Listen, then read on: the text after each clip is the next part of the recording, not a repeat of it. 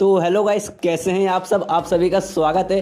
तो आज के वीडियो में मैं एक न्यू एनिमे जिसका नाम है डेमन स्पिरिट सीड मैनुअल उसका एक्सप्लेनेशन करने वाला हूं। इसलिए ज़्यादा बकवास ना करते हुए सीधे बढ़ते हैं मेन एपिसोड की तरफ। तो एपिसोड की शुरुआत होती है हमारे मेन कैरेक्टर से जिसका नाम है युआन और एक ओटाकू रहता है। ओटाकू मतलब वो बंदा जिसको एनिमे वगैरह बहुत ज़्यादा पसंद रहते हैं और इसको भी एनिमे वगैरह बहुत ज़्यादा पसंद है और नॉर्मली खाली घर पर रह के एनिमे ही देखने का काम करता है। घर से बाहर बहुत ही कम निकलता है, जब इसको ज़रूरत पड़ती है तब। और आज के दिन वो बहुत ज़्यादा खुश है और एक जगह पे जाने के लिए तैयार है और वहाँ वो एयरपोर्ट के ज़रिए जाने वाला था, यानी प्लेन के ज़रिए। तो वो एयरपोर्ट पे पहुँच जाता है और हमें पता चलता है कि एक एनिमे थीम पार्क में जाने वाला है। मतलब ऐसा पार्क जहाँ एनिमे से रिलेटेड चीज़ें रहेंगे, एनिमे के खिलौने, एनिमे की मूर्ति वगैरह रहेगी।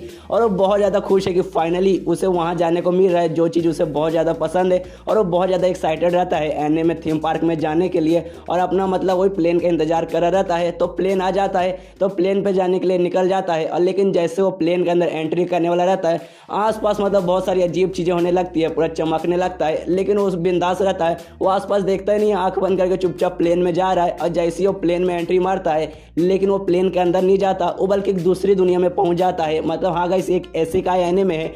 और जैसे वो दूसरे दुनिया में जाता है, अपना आँख खोल के देखते कि भाई क्या अजीब जगह पे पहुंच चुका है। एकदम मतलब ये पूरा मतलब अजीब लग रहा है, आसपास मैजिकल चीज़ें दिखाई दे रही है जैसे कि एनिमे के अंदर होता है। तो उसे ऐसा लगता है कि वो प्लेन के अंदर से मतलब बैठ के वो एनिमे थीम पार्क में पहुंच चुका है। और उसे ऐसा लगता है कि हाँ भाई ये वही थीम पार्क है। और वो बहुत ज़्यादा खुश रहता है और वो मतलब बहुत ज़्यादा चौंका भी है, क्योंकि उसने सोचा नहीं था कि एनिमे थीम पार्क इतना अच्छा होगा। और आसपास चीज़ें देखते कि हाँ भाई यार सच में बहुत कमाल का है। और उसे मज़ा आने लगता है और हर जगह मैजिकल चीज़ें हो रही है, लोग झाड़ू पे उड़ रहे हैं, कालीन पे बैठ के उड़ रहे हैं। और एक लड़की रहती है जो कि स्कूल जा रही रहती है अपने ड्रैगन पे उड़ के, और मतलब बहुत ज़्यादा खुश है। उसे तो अभी ऐसा ही लग रहा है कि वो अभी फिलहाल के लिए एनिमे थीम पार्क में है और फोटो वगैरह लेने लगता है, सेल्फी खींचने लगता है। तभी बाजू में एक छोटा सा ड्रैगन आता है और ड्रैगन उसे चाट लेता है। तब एहसास होता है अरे भाई ये ड्रैगन तो जिंदा है, मतलब ये ड्रैगन असली है। तब उसे एहसास होता है कि वो कोई थीम पार्क में नहीं बल्कि एक दूसरी दुनिया में ट्रांसफर होकर आ चुका है। और वहीं पर उसे सदमा लग जाता है और उसे एक स्कूल में पहुंचा देता है बूढ़ा आदमी,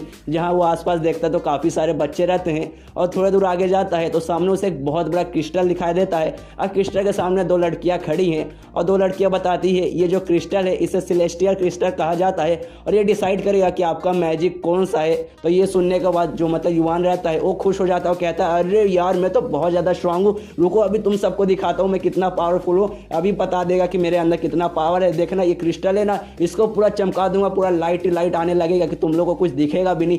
और क्रिस्टल के पास जाता है और जैसे एनिमे के कैरेक्टर एक्टिंग करते हैं, अपना पूरा सुपर पावर जगाने की कोशिश करते हैं, वैसे ही करता है और क्रिस्टल पे हाथ लगाता है, जिसके बाद वो क्रिस्टल सचमुच चमकने भी लगता है। और यहाँ पे मतलब युवान खुश हो जाता है, अरे वाह देखो चमकने लगा, मतलब मेरे अंदर बहुत सारी स्ट्रॉन्ग पावर है। लेकिन तभी जो दो लड़कियों में से एक लड़की कहती है कि नहीं आप आउट हो चुके, अब बाहर निकल जाइए यहाँ से, अब किसी काम के नहीं है। तो ये सुनने के बाद युवान बोलता है अरे यार तुम पागल हो क्या, तुम्हें दिखाई नहीं दिया अभी इसके अंदर लाइट चमका, मतलब मेरे अंदर पावर है। लेकिन जो बाकी बच्चे रहते हैं वो सब हंसने लगते हैं और यहाँ पे युवान को समझ नहीं आ रहा कि अरे भाई ये क्या मतलब क्या हो रहा है, लोग हंस क्यों रहे हैं, अभी तो लाइट चमका भी, मतलब मेरे अंदर पावर है। तभी वो लड़के समझाती है अरे मतलब आप गलत समझ रहे, ये चमका इसको चमकना चाहिए था लेकिन आपका व्हाइट चमका, ये ऐसा क्रिस्टल है इस पर अगर आप हाथ लगाओगे तो ये लाल चमका, तो इसका मतलब आपके अंदर आग की पावर है। ये ब्लू चमका इसका मतलब आपके अंदर पानी की ताकत है। ये हरा चमका इसका मतलब आप में लकड़ी की मतलब पावर है। लेकिन जब आपने इसे छुआ ये पूरा व्हाइट चमका, मतलब आपके अंदर पावर ही नहीं है, आपके अंदर कोई सुपर पावर नहीं है। तब एक दूसरी लड़की रहती है वो क्रिस्टल में मतलब माइक्रोस्कोप से देखने लगती है कि हाँ भाई कुछ तो होगा। तब उसको एक पतला सा ग्रीन कलर का दिखाई देता है तो कहती है अरे हाँ देखो इस बंदे के अंदर है, ज़्यादा नहीं बस थोड़ी सी पावर है, देख रहे हो एकदम पतला सा एक रस्सी जितना हमें ग्रीन कलर दिखाई दे रहा है। तो ये लड़की आके बोलती है देखो तुम्हारे अंदर पावर है लेकिन बहुत थोड़ी सी है, मेहनत करो 10 साल 20 साल 50 साल करो, तब एक छोटी सी मतलब पतली से जो रस्सी जितना हरा रंग है वो बढ़ेगा तो तुम्हें मतलब और पावर मिलेगी। और मतलब बोलते हैं कि चलो आप निकलो, आपके अंदर कोई सुपर पावर नहीं है, और उसको भगा देते हैं। और यहाँ पे मतलब युवान बहुत ज़्यादा दुखी हो जाता है और पीछे सब लोग ये बात कर रहे हैं कि लगभग 100 मतलब लाख साल में भी ऐसा लड़का मैं पहली बार देख रही हूँ, मतलब एक लड़का जिसके अंदर सुपर पावर है ही नहीं, इतना सा है लगभग 1% भी नहीं है, और हंसने लगते हैं। और यहाँ पे युवान का दिमाग खराब हो रहा है और पूरा सदमे में जा चुका है, अरे यार मतलब मैं एनिमे के मेन कैरेक्टर जैसा पूरी दूसरी दुनिया में आ गया हूँ और मेरे अंदर सुपर पावर ही नहीं है।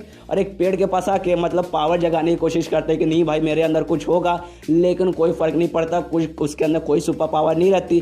तभी उसके पास वही बूढ़ा आदमी आता है जो उसको मतलब स्कूल में ले गया था और कहता है देखो हम जैसे लोग भी इस दुनिया में है, ये मैजिकल दुनिया में जहाँ सुपर पावर जैसी चीज़ें रहती है, लेकिन हमारे अंदर सुपर पावर नहीं है, मेरे अंदर भी नहीं है। जिस बंदे के अंदर सुपर पावर नहीं है वो गार्डन का काम करते हैं, वो गार्डनर बन जाते हैं। और चलो हम भी वैसे ही करते हैं, तुम मेरे हिस्सा बन जाओ, मेरे साथ काम करो मेरे गार्डन में, और हम लोग साथ में मिलके फूल उगाएंगे। और यहाँ पे मतलब युवान भी सोचता है चलो भाई इस दुनिया में आ चुका हूँ, मेरा भी रहने खहने का कोई मतलब ठिकाना नहीं है, मुझे गार्डन का काम करने का मन तो नहीं है, लेकिन फिलहाल इस दुनिया में सर्वाइव करने के लिए मैं ये कर लेता हूँ। और प्लस उसके पास ग्रीन का छोटा सा पावर है, मतलब थोड़ा सा पावर है वो प्लांटिंग से रिलेटेड, क्योंकि ग्रीन लाइट जला इसका मतलब बंदे के अंदर प्लांट से रिलेटेड पावर है, तो उसके पास है थोड़ा सा, तो तैयार हो जाता है और गार्डनर बन जाता है। और वहाँ पे मतलब वही गार्डनिंग रोज करता है, फूल वगैरह पौधे वगैरह उगाता है और खुद से कहता है अरे यार मैंने सोचा था कि मैं दूसरी दुनिया में आ गया, बिल्कुल एनिमे के मेन कैरेक्टर जैसा। मैं सोचा यहाँ आने के बाद मेरे को मतलब साथी मिलेंगे, मैं एडवेंचर करूँगा, डेमोन्स वगैरह को मारूंगा, लेकिन यहाँ क्या मैं गार्डन का काम कर रहा हूँ। और यहाँ पे मतलब उसके पास जो सुपर पावर है उससे बस वो छोटे मोटे पौधे वगैरह ही उगा सकता है, उससे ज़्यादा कुछ नहीं कर सकता है, जिस बात पे मतलब वो भी काफ़ी ज़्यादा दुखी रहता है। और ऐसे ही एक दिन मतलब पौधे वगैरह उगा रहा है, गार्डन का काम कर रहा है, तभी वो बाजू से मतलब एक लड़की या कुछ लड़कों का आवाज़ सुनाई देता है। तो देखने जाता है तो देखता है कि एक सुंदर सी लड़की है बैठी हुई और 3-4 लड़के हैं जो कि मतलब उस लड़की की बहुत तारीफ कर रहे हैं, उसको सुंदर सुंदर चीज़ें गिफ्ट दे रहे। मतलब लड़की के पीछे वो सारे लड़के पागल हैं और मतलब ये सारी चीज़ें युवान देख रहा है। और तभी जो लड़की रहती है वो नोटिस कर लेती है कोई उन्हें मतलब चुपके से देख रहा है, तो यहाँ पे युवान बिल्ली बनने का नाटक करने लगता है, मियाऊं मियाऊं। लेकिन लड़की समझ जाती है कि यहाँ पे कोई बिल्ली नहीं है, कोई हमें चुपके से देख रहा है। तो वहाँ पे जो 2 लड़के रहते हैं वो पीछा करने लगते हैं युवान का और युवान भाग रहा है, लेकिन वो 2 मतलब काफ़ी ज़्यादा स्ट्रॉन्ग बंदे रहते हैं, उनके पास सुपर पावर रहती है और अपने सुपर पावर से युवान को रोक लेते हैं और उसे मतलब वहीं पे उसे डराने लगते हैं और कहने लगता है बे साले तू कौन है, तू यहाँ पे क्या कर रहा है। तभी यहाँ पे वो लड़की भी आती है और युवान से कहती है अच्छा तू हमें चोरी चुपके से देख रहा था, खैर छोड़, तूने जो भी देखा ठीक है, मैं उसके बारे में कुछ नहीं बोलूँगी, लेकिन अगर बाई चांस तूने किसी को कुछ भी बताया तब तेरी खैर नहीं, तब मैं तेरी जान प्राण सब निकाल लूँगी। तो यहाँ पे युवान भी बोलता अच्छा मैडम नहीं बोलूँगा, किसी को छोड़ दीजिए। तो इसके बाद वो लोग वहाँ से चल जाते हैं और युवान की यहाँ फट के 4 हो चुकी है कि अरे यार पहले इस दुनिया में आया, मेरे पास कोई सुपर पावर नहीं है, अब ये खतरनाक लोग मिल के मेरे जान के पीछे पड़ रहे हैं, अब पता नहीं यार इस एनिमे के राइटर ने मेरी ज़िंदगी में क्या क्या लिखा है। उसके बाद रात हो जाती है, युवान घर पे मतलब बैठा हुआ है और सोच रहा है कि अरे यार मेरी ज़िंदगी कितनी ख़राब है। और अंकल से पूछता है अंकल जो हमारे जैसे लोग हैं जिनके पास सुपर पावर नहीं है उनकी तो ज़िंदगी एकदम ख़राब है, इस दुनिया में उनकी कोई इज्जत ही नहीं है। तभी वो लोग बूढ़ा अंकल बताते हैं कि जब मतलब मैं जवान था उस समय मैं पूरी दुनिया में इधर से उधर घूम रहा रहता था और तभी मुझे एक समय ऐसा हुआ तब मेरा इनकाउंटर दुनिया के सबसे स्ट्रॉन्ग मैजिक के सामने हुआ। तो ये सुनने के बाद युवान बोलता है क्या दुनिया के सबसे स्ट्रॉन्ग मैजिक से आप मिले थे, आखिर वो क्या है। तो बूढ़ा बताता है वो असल में एक परी है और वो डिटेल बताने लगता है कि दुनिया में ऐसा माना जाता है कि जो परी लोग रहते हैं वो सबसे ज़्यादा स्ट्रॉन्ग रहते हैं, लेकिन किसी ने परी को देखा ही नहीं, ये सिर्फ ऐसी अफवाह है। लेकिन जब मैं जवान था उस समय मैं सफ़र करता था, ये देश से वो देश में घूम रहा रहता था, तभी जाके मुझे एक सीड मिला, एक फेरी सीड, जिसको रोपने के बाद मुझे परी उसमें से मिलेगी। और ये सुनने के बाद युवान खुश हो जाता है कि चलो भाई अब मेन काम आने वाला है, अब मुझे परी वगैरह मिलेगा, अब मैं फिर सफ़र पे जाऊंगा और मेरा एडवेंचर चालू हो जाएगा। तभी वो जो मतलब बूढ़ा अंकल रहते हैं वो एक डिब्बा निकालते हैं और जो फेरी सीड रहता है वो परी का बीज वो दिखाते हैं। और जो देखने के बाद युवान पूछता है कहीं इसको रोपने से ये बड़ा होगा फिर इसमें से फेरी निकलेगी, परी निकलेगी। तो वो बूढ़ा बोलते हैं कि हाँ ऐसा हो सकता है, लेकिन जब से मुझे मिला मैंने बहुत कोशिश की इसको खोलने की, इसको रोपने की, लेकिन कभी भी मैं सक्सेसफुल नहीं हो पाया और मुझे मतलब कभी भी परी नहीं मिली। तभी वो सीड को युवान देखता है और कहता है यार इस पे देखिए ना, इस पे सील लिखा हुआ है, मतलब ये सील है, हमें कोई तरीका यूज़ करके पहले ये सील को खोलना पड़ेगा तभी जाके इसके अंदर से परी निकलेगी। तभी वो मतलब अंकल देखते हैं और कहते हैं क्या इस पे सील लिखा हुआ है, लेकिन मैं तो नहीं पढ़ पा रहा, कौन से भाषा में लिखा है। तभी युवान समझता है यार इस पे तो चाइनीज़ लिखा है, शायद ये दुनिया के लोग चाइनीज़ नहीं समझते होंगे, शायद ये मतलब मैं इस दुनिया में आया हूँ जिस कारण मैं समझ पा रहा हूँ, वरना मैं भी नहीं समझ पाता। और उसके अगले दिन से वो लग जाता है उस बीज को रोप के, मतलब उसके अंदर से परी निकालने की कोशिश करता है। पहले वो रोपता है लेकिन उससे कुछ नहीं होता। उसके बाद मतलब अपना मैजिक वगैरह जो थोड़ा बहुत उसे आता है वो यूज़ करने की कोशिश करता है, लेकिन उससे भी खाली गड़बड़ होता है, उसके करने के बाद भी परी नहीं निकलती। उसके बाद उसे मतलब हथौड़े से भी तोड़ने की कोशिश करता है लेकिन तो भी नहीं निकलती। और मतलब 3-4 दिन काफ़ी सारे दिन बीत जाते हैं लेकिन उससे परी निकल ही नहीं रहती। और वो भी मतलब काफ़ी ज़्यादा थक जाता है कि अरे यार मैं बहुत कुछ कर लिया लेकिन ये परी निकल ही नहीं रहती। तभी उसको याद आता है मैं सबसे पहले क्यों ना इस पर खून डाल के देखूं, शायद इसको खून चाहिए तब इसका सील हटेगा और फिर शायद परी निकलेगी।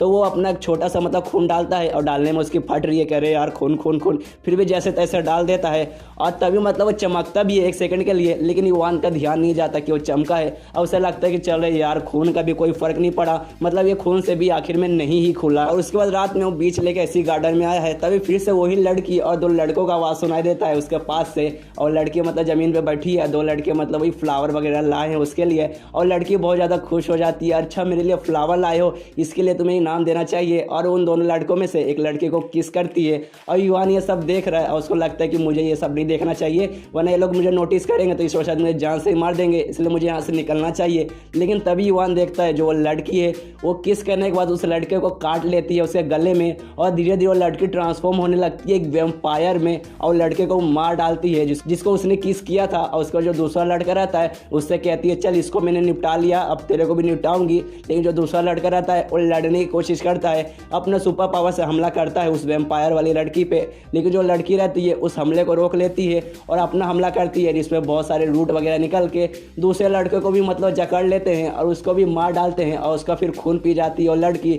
और ये सब देख के युवान बहुत ज़्यादा डर जाता है और वो भागने लगता है कि भागो यार वरना मुझे देख लेगी तो मुझे भी जान से मार डालेगी, और थोड़ा दूर आगे भाग जाता है, सोचता है चलो यार कम से कम वो यहाँ नहीं आएगी। लेकिन वो वैम्पायर वहाँ भी पहुँच चुकी है और युवान से कहती है अच्छा तुमने देख लिया तो भाग क्यों रहे हो, बन जाओ मेरे शिकार। और वो हमला कर देती है युवान पर भी, वो अपने जितने भी मतलब टेंटिकल जैसे जो पेड़ से थे निकलते वो सबसे हमला करती है युवान पे और उसको पूरा बांध देती है और बहुत ज़्यादा खुश रहती है, चलो यार पहले ही 2 लड़कों को मार के उनका खून पी प्लस तीसरा भी मिल गया, अब तो मतलब मेरा दावत ही है इस रात को। और तभी फिर वो वैम्पायर गर्ल जो युवान को रहती है वो मार डालती है, एक टेंटिकल उसके मतलब छाती से आर पार कर देती है और लगभग मरने वाला ही रहता है युवान और सोचता है यार कैसी मेरी ज़िंदगी है, ये दूसरी दुनिया में मैं आया कुछ उखाड़ा भी नहीं और कुछ ही दिन में मर भी गया। तभी उसके बाद जो सीड रहता है फेरी सीड वो चमकने लगता है पूरा, मतलब बहुत ज़्यादा चमकता है और धीरे धीरे बड़ा होकर खुलने लगता है और उसमें से सच में एक परी भी निकलती है जो उसकी तरफ बढ़ने लगती है युवान की तरफ। और युवान सोचता है अगर वाकई में मतलब ये परी अच्छी है और वाकई में मतलब मैं मेन कैरेक्टर हूँ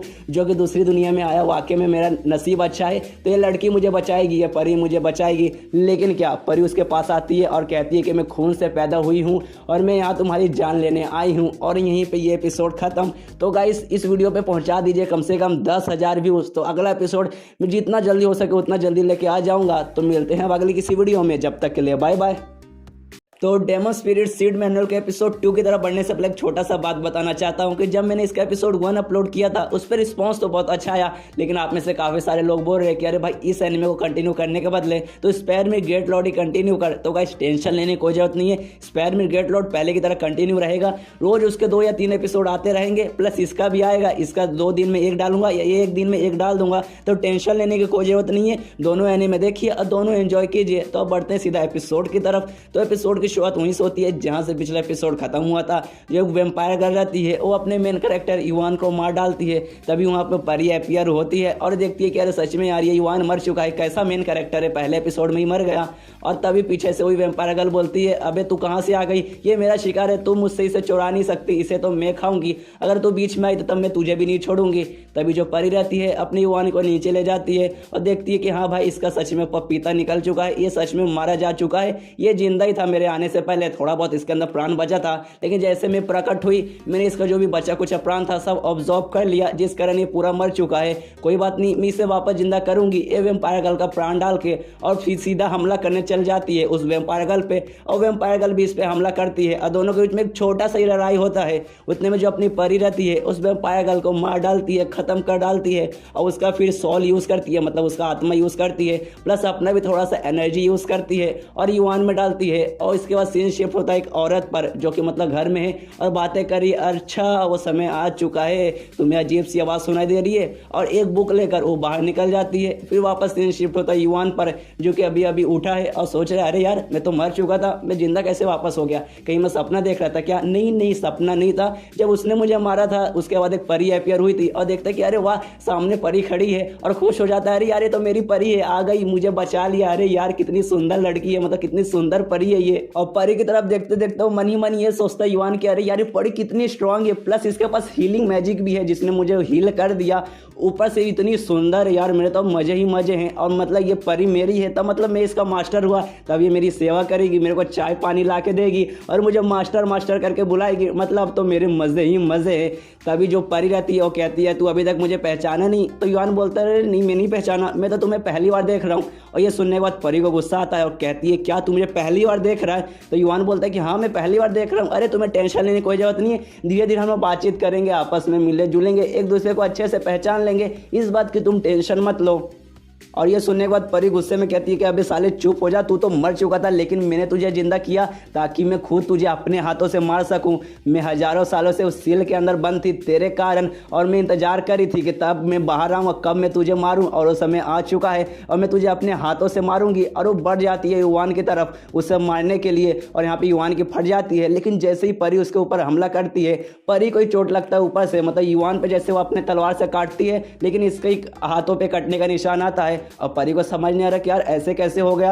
और उसके बाद फिर से वो युवान पे हमला करती है, लेकिन फिर से युवान को कुछ नहीं होता, ऊपर से परी को ही चोट लगता है। और युवान माफी मांगने लगता है कि अरे मुझे माफ कर दो, मैं ये नहीं कर रहा, पता नहीं ये सब कैसे हो रहा है। और फिर युवान अपने छाती पे हाथ लगाता है तो परी भी अपने छाती पे हाथ लगाती है। अब गाइस समझ जाइए उसके छाती पे, मतलब छाती पे क्या है वहाँ छूती है। फिर युवान देखता है यार ये क्या हो रहा है, ये मैं जानबूझ के नहीं कर रहा हूँ। और परी से माफी मांगता है कि अरे यार मैं जानबूझ के नहीं कर रहा हूँ, मैं वहाँ पे नहीं छू रहा हूँ। फिर से अपने छाती पे हाथ लगाता है और वैसे छाती अपना दबाता है, तो जो परी रहती है वो भी अपना चेस्ट दबाने लगती है। और इस बात पे परी को भी गुस्सा आता है और चिल्लाने लगता है युवान पे कि अबे साले ठरकी साले ये तू क्या कर रहा है, रुक जा वरना तुझे मैं छोड़ूंगी नहीं। तभी वहाँ पे वो औरत आती है जिसको अभी थोड़ी देर पहले हमने देखा था, जो बुक निकाल के बाहर आती है और बताती है कि यहाँ के जो एकेडमी है, जो यहाँ के स्कूल है, मैं उसकी हेड हूँ। वही स्कूल जिसमें से अपने मेन कैरेक्टर यानी युवान को धक्के मार के भगा दिया गया था पिछले एपिसोड में, क्योंकि उसके पास कोई मैजिक वगैरह नहीं थी। और अपना नाम बताती है कुछ वही सी करके, तो इसको कहीं सबसे मैं सी बुलाऊंगा। तो ये बताती है परी को, कहती है करे शांत हो जाओ परी, हमला मत करो, ये तुम्हारा मालिक है, तुम अगर इस पे हमला करोगी तो ऊपर से तुम्हें चोट लगेगा। तो परी का तो पहले से दिमाग खराब है युवान पे, तो फिर से हमला करने जाती है, लेकिन ऑफकोर्स इसको ही चोट लगता है और दूर फेंकाती है। इसके बाद औरत आती है युवान के पास और कहती है देख यहाँ पे गार्ड वगैरह आने वाले हैं, तो तू अपनी परी को बचाना चाहता है तो ये ले, मेरे पास ये बुक है, इसमें मंत्र वगैरह है, तू पढ़ इसमें। उसके बाद मतलब परी इसके अंदर समा जाएगी तो कर, वरना तेरी परी तेरे हाथ से जाएगी। तो वो बुक लेता है और रिचुअल वगैरह करने लगता है। अरे परी देखती है और कहती है कि अबे रुक जा, अगर तूने ये किया तो मैं तेरे पकोड़े लगा दूंगी, प्लीज ऐसा कुछ मत कर, मुझे बुक के अंदर वापस बंद मत कर। तो फिर भी युवान सुनता नहीं है और करता है और परी उस बुक में आके समा जाती है। इसके बाद युवान को भी समझ नहीं आ रहा कि अरे यार ये क्या हो गया, मैंने ये क्या कर दिया। उसके बाद वही जो औरत जिसका नाम सी है वो युवान को ले जाती है, चाय वगैरह पिलाती है और कहानी बताने लगती है कि जो हमारा देश है वहाँ पे माना जाता है कि हजारों साल पहले परियों का राज हुआ करता था, हर जगह परी वगैरह हुआ करती थी, जिसको मतलब सबसे ज्यादा स्ट्रांग माना जाता है। लेकिन अचानक से वो धीरे धीरे गायब होने लगी, किसी को भी नहीं पता कि वो अचानक से कहाँ गायब हो गई। और जो ये बुक है जिसके अंदर तुमने अपनी परी को भी फिलहाल के लिए बंद किया है, वो मतलब हमारे एकेडमी का सबसे पुराना बुक है और इसमें पूरा तरीका लिखा हुआ है कि परी को कैसे कंट्रोल करते हैं। तो ये सुनने के बाद युवान कहता है अगर ऐसी बात है तो मैं इसे रख सकता हूँ ना, क्योंकि ये तो आपके किसी काम का होगा ही नहीं, क्योंकि आपके पास तो परी वगैरह शायद होगी नहीं।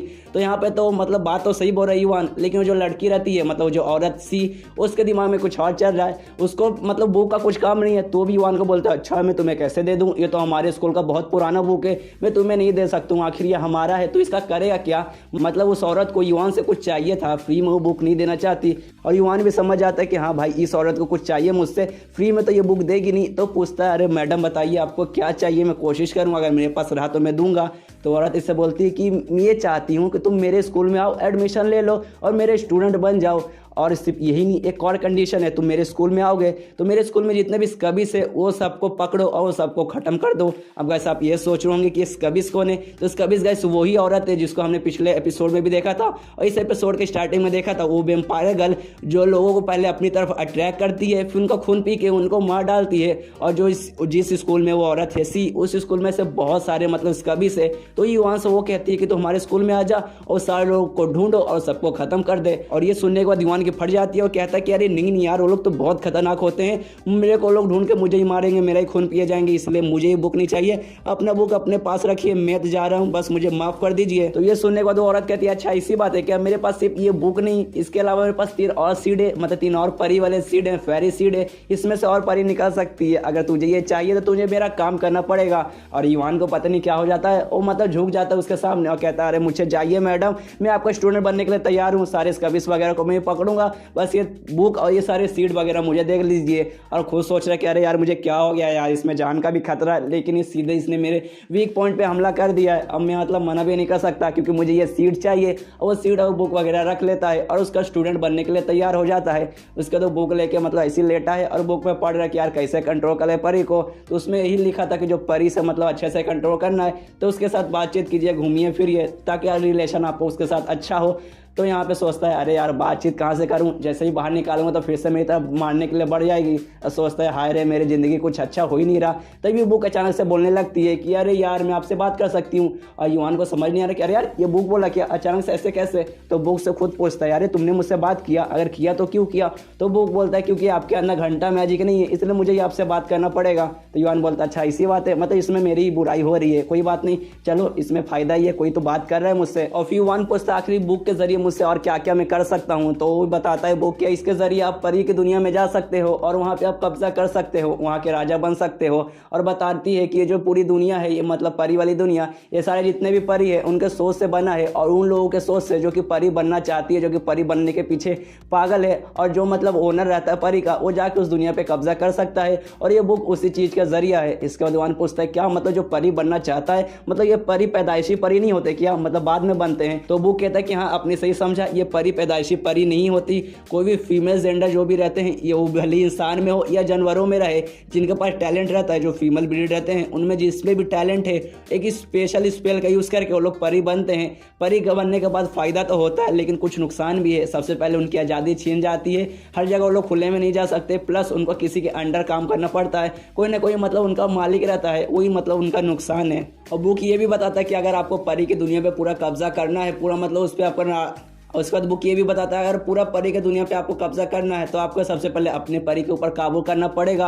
और अभी लगभग 24 घंटा आप रुकिए, इसके बाद आपके अंदर भी थोड़ी बहुत मैजिक वगैरह आएगा, जब तक इंतजार कीजिए। तो उसके बाद वही युवान बुक में देखता है कि अरे यार बुक में कोई खजाना मिल जाए, थोड़े बहुत पैसे वगैरह सिक्के वगैरह मिले या कोई हथियार मिल जाए। तो बुक को हिलाने लगता है लेकिन कुछ नहीं निकलता, बल्कि जो बुक रहता है वो उड़ के जाके युवान के मोबाइल में घुस जाता है और बताता चलिए मेरे पास मतलब कोई हथियार वगैरह तो नहीं है जो चीज़ आप ढूंढ रहे, लेकिन मेरे पास ये स्किल है कि मैं किसी के अंदर भी घुस सकती हूँ, मतलब मोबाइल वगैरह जैसी चीज़ों में, ताकि आप आसानी से मुझे कहीं भी ले जा सके। उसके बाद सीन शिफ्ट होता है अगले दिन, युवान अपने स्कूल में पहुंच चुका है, वही स्कूल जहां एपिसोड 1 में उसे धक्के मारकर बाहर निकाल दिया गया है। और सारे बच्चे देख रहे कि अरे यार ये लड़का हमारे स्कूल में क्या कर रहा है, क्योंकि इसको तो धक्के मार के बाहर निकाल दिया गया था क्योंकि इसके पास कोई भी मैजिक नहीं है और वापस मुंह उठा के आ गया, क्या इसको एडमिशन कौन दे दिया यार। और तभी एक बच्चा आता है, मतलब बहुत बदमाश बच्चा, और क्रिस्टल फेंकता है युवान की तरफ, मतलब लेना चाहता था युवान की, क्योंकि युवान के पास कोई मैजिक नहीं है। और युवान से कहता है कि भाई क्रिस्टल उठा, ताकि वो उठाए और कोई चमके ना, तो फिर से सारे बच्चे उस पर हंसे। लेकिन युवान जैसे वो क्रिस्टल उठाता है वो चमकने लगता है, और एक नहीं बल्कि 2 रंग में, ब्लू और ग्रीन रंग मिक्स चमक रहा था, जो देखने के बाद सारे बच्चे हैरान कह रहे यार कल तक तो इसके पास मतलब कोई मैजिक नहीं थी और अचानक से आज 2 मैजिक आ गया, ऐसे कैसे। और फिर युवान उसी बच्चे के पास जाकर पूछता है जिसने क्रिस्टल इसकी तरफ फेंका था कि अरे भाई देखिए ऐसा रंग का चमक रहा है और ये फट भी गया, तो मतलब क्या है, मेरे अंदर पावर वगैरह है कि नहीं। तो बच्चा बोलता है कि अरे हाँ ये क्रिस्टल फट गया प्लस 2 रंग का चमक रहा है, और यानी इसका मतलब तुम्हारे पास पानी और लकड़ी का ताकत है और तुम्हारा सच में क्वालिफिकेशन बहुत ज़्यादा हाई है, तुम बहुत ज़्यादा स्ट्रांग हो। इसके बाद मतलब सोचता है युवान अच्छा चलो ऐसी बात है, मुझे स्माइल करके मुंह अच्छा रखना पड़ेगा, नहीं लोग मुझ पर पता नहीं क्या क्या सोचेंगे। और तभी सोचता है कि चलो यहाँ के थोड़े बच्चों से बात करता हूँ, और एक लड़की की तरफ जाता है और उससे बात करने लगता है, लेकिन ऐसे बात करता है जैसे उससे नॉर्मल बात नहीं बल्कि उससे छेड़ रहा है। पूछने लगता है अरे वो प्यारी लड़की कैसी हो, मेरे साथ डेट पे चलोगी क्या, मेरे साथ कॉफी पीने चलोगी क्या, मुझे तुम पूरा अकेडमी घुमाओगी। और लड़की शर्मा जाती है, अरे नहीं नहीं मैं नहीं कह सकती, मम्मी पापा पता नहीं क्या सोचेंगे, समाज क्या सोचेगा, और वहां से भाग जाती है।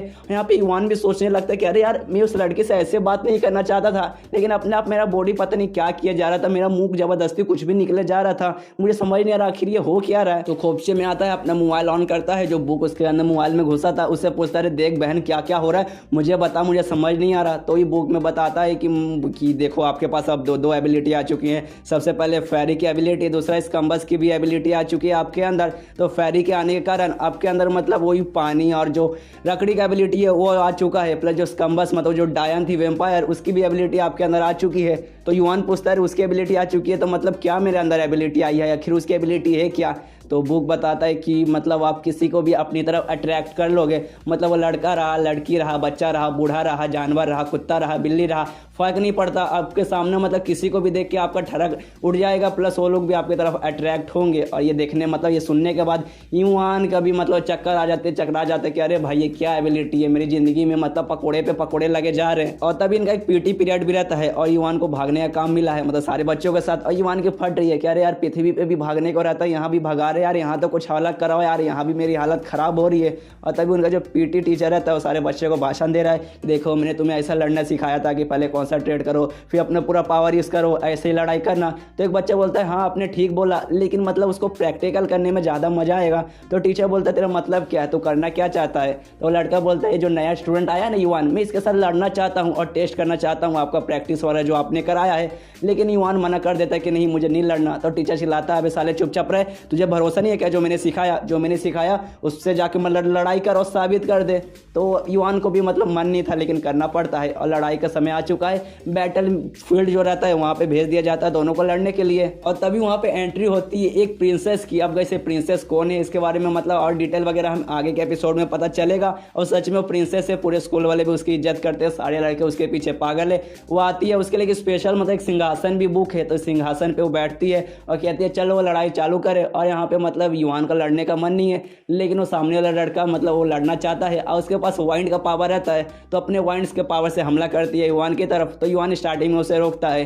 तो जो उसका बुक रहता है मतलब फिलहाल के लिए जो मोबाइल के अंदर है उसमें से जो परी थी जिसको अभी हमने देखा लाल बाल वाली, वो कहती है अरे चल चल मुझे बाहर निकाल, क्योंकि मैं तेरे लिए लड़ूंगी, क्योंकि तू चाहता यही है ना कि तेरे लिए मर जाऊं, क्योंकि तुझे तो कुछ चोट लगेगा नहीं, जो भी तुझे चोट लगेगा वो असल में मुझे लगेगा, इसलिए तू मतलब अटैक वटैक सहना बंद कर, मुझे बाहर निकाल और मैं इसके साथ लड़ के इसको खत्म कर दूंगी। लेकिन वहाँ पे युवान ठान लेता है कि नहीं मैं तुझे बाहर नहीं निकालूंगा, मैं खुद इससे लड़ूंगा और अपना पावर मतलब वही कॉन्सेंट्रेट करता है, फिर हमला करता है। उसके पास वुड की पावर थी मतलब लकड़ी की पावर, तो बेल वगैरह निकलता है और हमला करता है और उसे हरा देता है। और यहाँ पे अपना युवान जीत जाता है और जितने के बाद उसे भी विश्वास नहीं हो रहा कि अरे भाई वो जीत गया, लेकिन तभी वो मतलब बेहोश हो जाता है। और जैसा उसका आँख खोलता है वो खुद को मतलब एक अजीब जगह पे पाता है, एक ऐसा जगह जहाँ सब कुछ टूटा फूटा है और यहाँ पे लोग एक दूसरे को टॉर्चर कर रहे हैं। और तभी एक लड़की से टकराता है और लड़की बैठी है, उसको चोट लगा है और मतलब वो कह रही है कि बहुत ज़्यादा।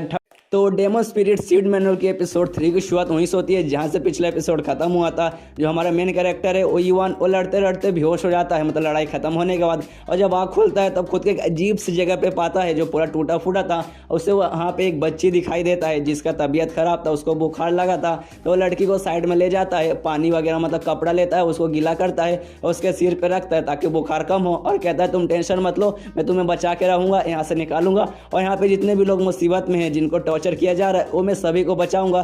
तभी वहाँ पे 2 गुंडे पहुँचते हैं और वो लड़की को देख के कहते हैं अरे यार आज का माल मिल गया, ये लड़की को हम ले जाएंगे। और लड़की को छीन लेते युवान से और युवान को धक्का देकर वो लड़की को ले जाने लगते हैं। लेकिन युवान को अच्छा नहीं लगता और उनसे कहता है वो लड़की को छोड़ दो, लेकिन वो लोग नहीं छोड़ते, उसे ले जा रहे रहते हैं। तो युवान जाता है, उन दोनों को धक्का देता है और उस लड़की को लेकर वहाँ से भागने लगता है। लेकिन वो लोग जो 2 गुंडे थे वो पीछे पड़ जाते हैं युवान के और युवान से वो लड़की छीनने की कोशिश करते हैं और एंड में वो लोग युवान को धक्का दे देते हैं और उस लड़की को छीनने की हुई कोशिश में और लड़की भी साइड में गिर जाती है। ये दोनों युवान को छोड़ के वो लड़की को लेने जा रहे थे क्योंकि उनको लड़की से मतलब है, युवान से मतलब नहीं है। लेकिन युवान ये नहीं होने दे सकता, जिस कारण जाता है लड़की को और बचाने की कोशिश करता है और लड़की को मतलब खुद से ढक लेता है और कहता है कुछ भी हो जाए इस लड़की को मैं तुम्हें ले जाने नहीं दूंगा। लेकिन वो दोनों बहुत ज़्यादा कमीने हैं, उनको तो वो लड़की ही चाहिए और वो युवान को मारने लगते हैं कि हट बे साले हमें ये लड़की चाहिए, हमें दे दे। लेकिन युवान मतलब देने को तैयार नहीं, उस लड़की को मतलब ढक के रखा है कि नहीं मैं तुम्हें ले जाने नहीं दूंगा। तो वो लोग मतलब लात मुक्का गुस्सा पूरा इस पे बरसा रहे युवान पर, बहुत उसे मार रहे कि छोड़ दे,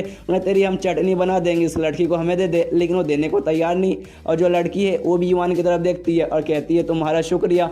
तब युवान का आँख खुलता है और उसके आँख के सामने वो बच्ची की जगह पर वो परी दिखाई देती है जिसका नाम मूफी है, जिसको अभी एपिसोड 1 और 2 में भी हमने देखा। और वापस एक बार पलक झपकाता है तो खुद को सब कुछ मतलब नॉर्मल पाता है, खुद को एक बेड पे पाता है और उसे समझ नहीं आ रहा कि अरे भाई ये चल क्या रहा है। अभी थोड़ी देर पहले मैं एक अजीब से जगह पे था, अब मैं अभी यहाँ पे वेट पे हूँ। तभी उसके मोबाइल में जो मतलब बुक घुसा था पिछले एपिसोड में, वो बताता है कि अभी अभी एक परी क्या स्पिरिचुअल दुनिया में थे, मतलब ऐसा दुनिया जो परी अपने पूरे दिमाग से बनाती है और मतलब वो सब एकदम रियलिस्टिक बनाती है, जो उसके साथ पास्ट में हुआ रहता है उसको मतलब जो जो उसने एक्सपीरियंस किया है परी ने, वो सब सोच के वो एक ऐसी दुनिया बनाती है जिसके अंदर आप मतलब इस बुक के जरिए जा सकते हैं, जो बुक बल्कि फिलहाल के लिए मैं हूँ। और ऐसी दुनिया को इनर दुनिया भी कहा जाता है, जहाँ जाके आप कब्जा भी कर सकते हैं। तो यान पूछता है क्या कब्जा भी कर सकते हैं, तो वो बुक बताता है, असल में बताते नहीं गाइस, बताती है। और उस बुक ने खुद का एक नाम भी रखा है शाओ शाओ, तो शाओ शाओ मैं बोलूँगा। तो ये शाओ शाओ बताती है कि हाँ आपने सही सुना, आपको याद नहीं मैंने कल आपको बताया था कि आप मतलब बुक के जरिए जा सकते हैं स्पिरिचुअल दुनिया में, मतलब परी की स्पिरिचुअल दुनिया में, और वहाँ जाके कब्जा कर सकते हैं। जो परी रहती है वो पहले इंसान रहते हैं जिनके पास स्पेशल टैलेंट रहता है,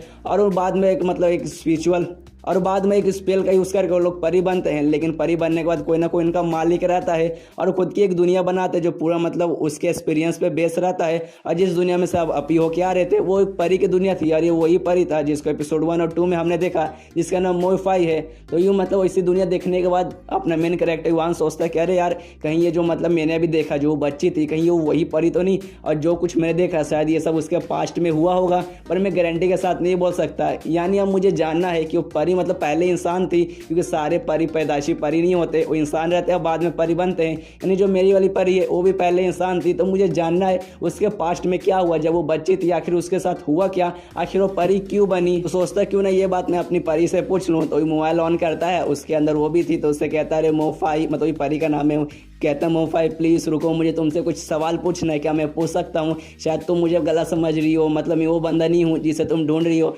तो परी बोलती है क्या नहीं हूँ, अगर ऐसी बात है तो मुझे बाहर क्यों नहीं निकालता, अगर तुझे मुझसे कोई सवाल पूछना है तो सीधे सीधे मुझे बाहर निकाल और तुम मुझसे पूछ सकता है। लेकिन वान नहीं मुझसे मतलब बाहर बुला रहा, क्योंकि इसे पता है अगर वो बाहर बुलाएगा उसे तो वापस इस पर हमला करने लगेगी। तो उसे समझाने लगता है कि देखो यार तुम गलत समझ रही हो, मैं वो कोई बुरा बंदा नहीं हूँ, मैं तुम्हें चोट नहीं पहुँचाना चाहता, और मैं वो बंदा नहीं हूँ जिसे तुम ढूंढ रही हो, शायद कोई गलत फैमिली हो रही है, बल्कि मैं तो मतलब औरतों की इज्जत करता हूँ, उनके साथ बुरा बर्ताव नहीं करता। तो ये सुनने के बाद परी बोलते हैं अच्छा इसी बात है, चलो मैं तुम्हारे बात पे विश्वास कर लूंगी। लेकिन समझ आता है कि अरे यार ये तो ताने मार के मुझे बोल रही है। तो ये परी से पूछता है तो मुझे ताना मार रही हो ना। तो परी बोलते कि हाँ ऑफकोर्स ताना मार रही हूँ, तेरे जैसे आदमी को भला मैं तारीफ करूँ, तेरे जैसे आदमी का तो मैं जान निकाल लूंगी, देखना एक बार मुझे बाहर निकलने दे। और तभी जिस रूम में मतलब वो था लेटा हुआ युवान, उसी रूम में दो लड़की आते हैं और दोनों लड़की स्कबिस रहते हैं। अब गए पिछले एपिसोड में मैंने बताया कि स्कबिस क्या होते हैं, अगर आपने को नहीं पता तो एक बार और बता देता हूँ। स्कबिस गाइस असल में एक टाइप की डायन या फिर भूत को कहा जाता है, जो कि इंसानों के जैसे दिखते हैं, इंसानों के बीच में रहते हैं और किसी भी इंसान को अपनी तरफ अट्रैक्ट करते हैं और फिर सुमड़ी में ले जाकर अपने असली रूप में आकर वो दूसरे इंसान को मार डालते हैं और उनका खून पी जाते हैं। और फिलहाल के लिए जिस रूम में युवान था उसी रूम में और दो स्कबिस आए हैं और उनको ऐसा लग रहा है जो युवान है वो मतलब बेहोश हो गया था, जिस कारण अभी बेहोश होगा, और एक लड़के को लेके आते हैं, मतलब इसी जिस लड़के को उनको खून पीना है वही प्यार का उससे नाटक करते हैं, बेड पे लेटाते हैं और उसका खून पीने का काम चालू कर देते हैं। और युवान मतलब उसकी फट के चार हो चुकी है, अरे यार सारे स्कबिस आ चुके हैं, वो भी एक साथ दो आ चुके हैं। अरे यार तो मेन कैरेक्टर हूँ मैं, मुझे तो जाके लड़ना चाहिए, मुझे दोनों को मारना चाहिए, लेकिन मैं क्या करूँ, मेरी तो फट के चार हो रही है। और जो फ़ोन रहता है वो फ़ोन में जो शाव है, मतलब जो मेन फ़ोन और जो परी है, दोनों मतलब चैटिंग आपस में करने लगते हैं कि अरे यार युवान इससे कुछ नहीं होगा, एक नंबर की इसकी फटती रहती है, एकदम भीगी हुई बिल्ली है, इससे कुछ नहीं होगा, इससे कुछ भी उम्मीद मत करो। और जो मतलब परी रहती है वो ये भी चैटिंग करती है, अरे यार ये मुझे बुला भी नहीं रहा, अगर मुझे बुलाता मैं बाहर आता वो दोनों को मारता, मारने के बाद उन दोनों को मैं खा जाती, उसके बाद मेरा भी लेवल अप होता, मैं भी बहुत ज़्यादा स्ट्रांग होती। और ये देखने के बाद युवान सोचता है क्या मतलब जो परी लोग हैं स्कबिस को खाते हैं जिसके बाद इनका पावर बढ़ता है क्या। और इसके अलावा फिर सीन शिफ्ट होता है वो दोनों स्कबिस पे जो कि अभी अभी उस कमरे में आए थी, और जो लड़के को साथ में लेके आए थे उस लड़के का वो लोग खून पी जाते हैं और उनको बहुत ज़्यादा मजा आता है कि चलो यार खून पीने को मिल गया, बहुत टेस्टी था। और तभी उस रूम में एक आदमी आता है जो दोनों स्कबिस का महाराज था, और उस आदमी को देखते ही दोनों स्कबिस झुक जाते हैं और कहते हैं अरे महाराज आपका स्वागत है। और महाराज मतलब उनका कहता है कि चलो इसके बाद हमें दूसरा भी काम निपटाना है। और ये सब मतलब युवान भी देख रहा है, उसकी फट के चार हो रही है कि अरे यार दो स्कबिस कम थे क्या, कि स्कबिस का मतलब राजा भी आ चुका है। उसके बाद और सब वहाँ से निकल जाता है स्कबिस, युवान भी अपने घर पे आ जाता है और परेशान हो रहा है कि अरे यार इस एनिमे के राइटर ने पता नहीं मेरी ज़िंदगी में क्या क्या लिखा है, अचानक से स्कबिस घुसा दिए, मुझे इतना स्ट्रॉन्ग भी नहीं किए और मैं इतना फट्टू हूँ, इस साल में जाकर उनसे लड़ भी नहीं सकता, और पूरा मतलब कन्फ्यूज़ हो चुका है कि मैं क्या करूँ। लेकिन उसके बाद में समझ आ जाता है कि नहीं भाई सोचने से मतलब ऐसे चिल्लाने से कुछ नहीं होगा, मुझे आराम से मतलब सोचना पड़ेगा। और अचानक से उसके अंदर आत्मा खो जाती है, मन मनोज तिवारी का और सोचता है कि चलो आज मैं ऑमलेट खाऊंगा, लेकिन वो यहाँ पे उसे ऑमलेट खाने को नहीं मिलेगा, इसलिए उसको रेमन मिलता है तो वो रेमन खाने लगता है। और तभी उसको एहसास होता है कि उसकी घर की तरफ कोई बढ़ रहा है और इसको जैसे पता चलता है उसकी फिर से फटके चार, क्योंकि वैसे लगता है कि कोई कबीस उसके घर में घुस रहा है और इसको मारने आया है, इसलिए दरवाजे के पास जाता है और इंतजार करता है। और जैसे दरवाजा खोलता है सामने से एक लड़की रहती है और युवान इतना डर जाता है कि कुछ देखता भी नहीं, सीधे उस लड़की के मुंह पे एक मुक्का मार देता है, जो मुक्का खाने के बाद वो लड़की बेहोश। और फिर देखता है कि अरे यार कोई कबीस नहीं बल्कि ये तो राजकुमारी थी, वो है और उसकी फटके चार हो चुकी है पहले से भी ज्यादा, क्योंकि यार उसने राजकुमारी को मार दिया। अब इसके बॉडीगार्ड आएंगे और इसको पकड़ के ले जाएंगे, लेकिन वो देखते हैं कि अरे राजकुमारी अकेले आई है, इसके बॉडीगार्ड नहीं आए हैं, इसलिए चलो इसे अंदर ले लेता हूँ ताकि कोई देखे ना और मुझे मतलब कोई कुछ करे ना। इसलिए जाता है उस राजकुमारी को बेड पे सुला देता है और उसके ऐसी फटी हुई है कि अरे यार मैंने इसको मुक्का मार दिया, एक बार जगेगी तो मुझे चिल्लाएगी, शायद मुझे सजा दे दे और शायद मेरा सर भी कलम करवा दे, इसलिए मतलब मुझे इसको मनाना पड़ेगा, इसको मतलब कैसे भी बताना पड़ेगा कि नहीं मैंने तुझे मुक्का नहीं मारा है। और सोचता है बेचारी अकेले सोएगी कुछ हो ना जाए, इसलिए यहाँ पे साइड में मैं भी सो जाता हूँ और उसी बेड पे दोनों सो जाते हैं। और थोड़ी देर बाद जो राजकुमारी रहती है वो जग जाती है और जैसे युवान को बगल में सोते हुए वो देखती है, युवान को जोर से एक मुक्का मारती है और युवान भी मतलब यहाँ पे बहुत उसे पेलती है और युवान भी उसके बाद कहता है अरे प्लीज प्लीज मुझे मारिए मत, मैंने इससे पहले आपको मुक्का नहीं मारा था, वो बल्कि आप मेरे घर पे आई और अचानक से बेहोश हो गई, मैंने तो बल्कि आपको बचाया और अपने घर के अंदर बुलाया। लेकिन जो राजकुमारी है उसको मुक्के के बारे में कुछ याद नहीं और कहती है कि तुम्हारी इतनी हिम्मत हुई, तुमने मतलब मुझे इतने सस्ते बेड पे सुला दिया, प्लस जो बेडशीट था वो भी इतना सस्ता वाला था, मैं इतनी अच्छी राजकुमारी हूँ, इतनी बड़ी राजकुमारी हूँ, मेरे स्किन को हो गया तो तुम्हें मतलब मैं छूऊंगी नहीं। तो ये सुनने का ध्यान सोचता है हाँ ये सच में राजकुमारी है, छुई मुझसे राजकुमारी, इसको ये परवाह नहीं है कि मैंने इसको मुक्का मारा मैं इसके साथ सोया था, बल्कि उसको ये परवाह है कि सस्ते बेड पे सोई थी। अब युवान सोचता है चलो इस राजकुमारी को मनाने का तरीका शायद जो रेमन है इसको शायद रेमन पसंद होगा तो मैं खिला कर देखता हूँ। तो वो प्रिंसेस को रेमन खिलाता है जो सच में उसे काफी ज्यादा अच्छा लगता है, उसे बहुत अच्छा लगता है रेमन। तो युवान भी देखते हैं चलो भाई ये शांत हो गई, तभी उसको एहसास होता है कि उसके घर की तरफ कोई बढ़ रहा है, इस वक्त सच में इस कबीस ही रहते हैं वही दोस्त कबीस जो थोड़ी देर पहले स्कूल के अंदर मतलब एक आदमी का पूरा खून चूस गए थे। और युवान घबरा जाता है और जो राजकुमारी रहता है उसे लेकर दूसरे रूम में छुप जाता है। उतने में जो उस कबीस है वो भी दरवाजा खोल के अंदर घुस जाते हैं और ढूंढने लगते हैं कि युवान कहाँ है, तू बाहर निकल, हम तो उससे मिलने आए हैं। और यहाँ पे युवान परी को लेकर छुपा है और परी को ऐसा लग रहा है कि ये युवान हाइड एंड सीक खेल रहा है, तो युवान भी उसे समझाता है कि हाँ हम लोग हाइड एंड सीक खेल रहे। तभी जो कबीस रहते हैं उनका भी ध्यान चला जाता है दूसरे रूम की तरफ कि चल भाई यहीं छुपा होगा, तो वो लोग इस रूम में भी घुस जाते हैं। लेकिन उस रूम में जैसे जाते हैं युवान वहाँ नहीं रहता, क्योंकि युवान ऊपर की तरफ छुप जाता है, मतलब ऊपर एक छोटा सा कमरा रहता है उसमें छुप जाता है, लेकिन ज़्यादा देर तक वहाँ छुप नहीं पाता, जिस कारण वो हमला करता है दोनों उस कबीस पर और वहाँ से वो निकल जाता है। और अपने साथ वो प्रिंसेस को भी साथ में लेके आया था और प्रिंसेस को तो अभी भी लग रहा है कि हम लोग कोई गेम खेल रहे हैं और उसको ये गेम खेलने में मजा आता है। तो यहाँ पे युवान भी उसे समझाने नहीं जाता कि उसे पता है कि जो प्रिंसेस है एक नंबर की बॉडम औरत है, इसको समझाऊंगा तो कुछ समझ नहीं आएगा, इसलिए कहता है कि हाँ ये गेम ही हो रहा है और इस गेम में हमें छुपना है, वो जो दो औरत है वो लोग तुम्हें ढूंढ ना ले तो चलो जाकर छुप जाओ। और उसे भेज देता है कि हाँ तुम छुप जाओ, मैं अभी आता हूँ, मैं कहीं और जाके छुपता हूँ और प्लीज मतलब कोई तुम्हें ढूंढ ना ले। तो वो भी चल जाती है छुपने, बेचारी कितनी बॉडम है। और यहाँ पे वो अकेले लड़ाई करने के लिए तैयार हो जाता है, लेकिन वो लड़ नहीं पाएगा, इसलिए जो परी रहता है वो परी को बुलाता है, कहता है कि बाहर आओ और मेरे बदले इससे लड़ो। और जो परी रहती है वो परी भी बाहर आ जाती है। उतने देर में जो दोनों कबीस थी वो भी वहाँ पे पहुँच जाती है और देखते हैं कि परी है और उसके साथ लड़ाई चालू हो जाता है, लेकिन परी उनकी हालत खराब करती है। फिर अपना मैजिक यूज करती है और आसपास पूरा एक शील्ड तैयार करती है, इनविजिबल शील्ड, और अपने मैजिक से वो परी अपने मैजिक से दोनों जो कबीस रहते हैं उनके शरीर पे आग लगाने लगती है। और वो मतलब दोनों कबीस की भी हालत खराब हो रही है कि चलो यार यहाँ से भागो वरना ये हमें जान से मार डालेगी। और वो भागने की कोशिश करती है, लेकिन जैसे अभी मैंने बताया जो परी है अपनी उसने मतलब कवर बना दिया है, जिस कारण दोनों कबीस भी वहाँ से भाग नहीं पाते और उनका शरीर जलने लगता है। तभी उनका जो मतलब राजा था जो कबीस का, जिसका भी थोड़ी देर पहले हमने देखा था, वो भी वहाँ पे आ जाता है और जो पूरा शील्ड जो परी अपनी बनाई थी उसको तोड़ देता है और अंदर घुस जाता है। और अपने राजा को देखते हुए दोनों कबीस खुश हो जाते हैं और कहते हैं अरे महाराज आप आ गए, प्लीज हमें आप बचा लीजिए। लेकिन क्या वो मतलब बचाने के बदले उन दोनों को जान से मार देता है और कहता है यार तुम दोनों बहुत कमजोर थे, मुझे तुम्हारी अब कोई जरूरत नहीं है। और जो शावशाव रहती है मतलब जो मोबाइल, वो बताती है अरे यार ये तो महाराज है उनका और इसका लेवल 8 है और जो अपनी परी है मूफी उसका लेवल कम है, तो मुझे नहीं लगता कि उसके सामने लड़ पाएगी। और यहाँ पे युवान को भी टेंशन होने लगता है और परी से मतलब माइंड टू माइंड बात करने लगता है, दोनों एक दूसरे साथ माइंड टू माइंड बात भी कर सकते हैं। तो माइंड टू माइंड बात करता है, जिसमें परी कहती है अच्छा अब तुम्हें मेरे बारे में क्यों टेंशन हो रहा है, तुमने मुझे बुलाया क्यों, ताकि मैं तुम्हारे लिए लड़ूं और यहाँ पे मर जाऊं, लेकिन तुम टेंशन मत लो,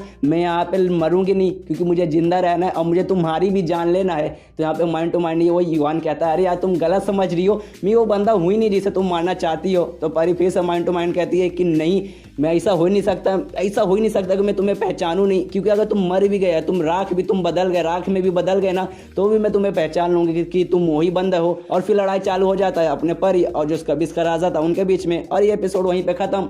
तो मिलते हैं अगले किसी वीडियो में, जब तक के लिए बाय बाय।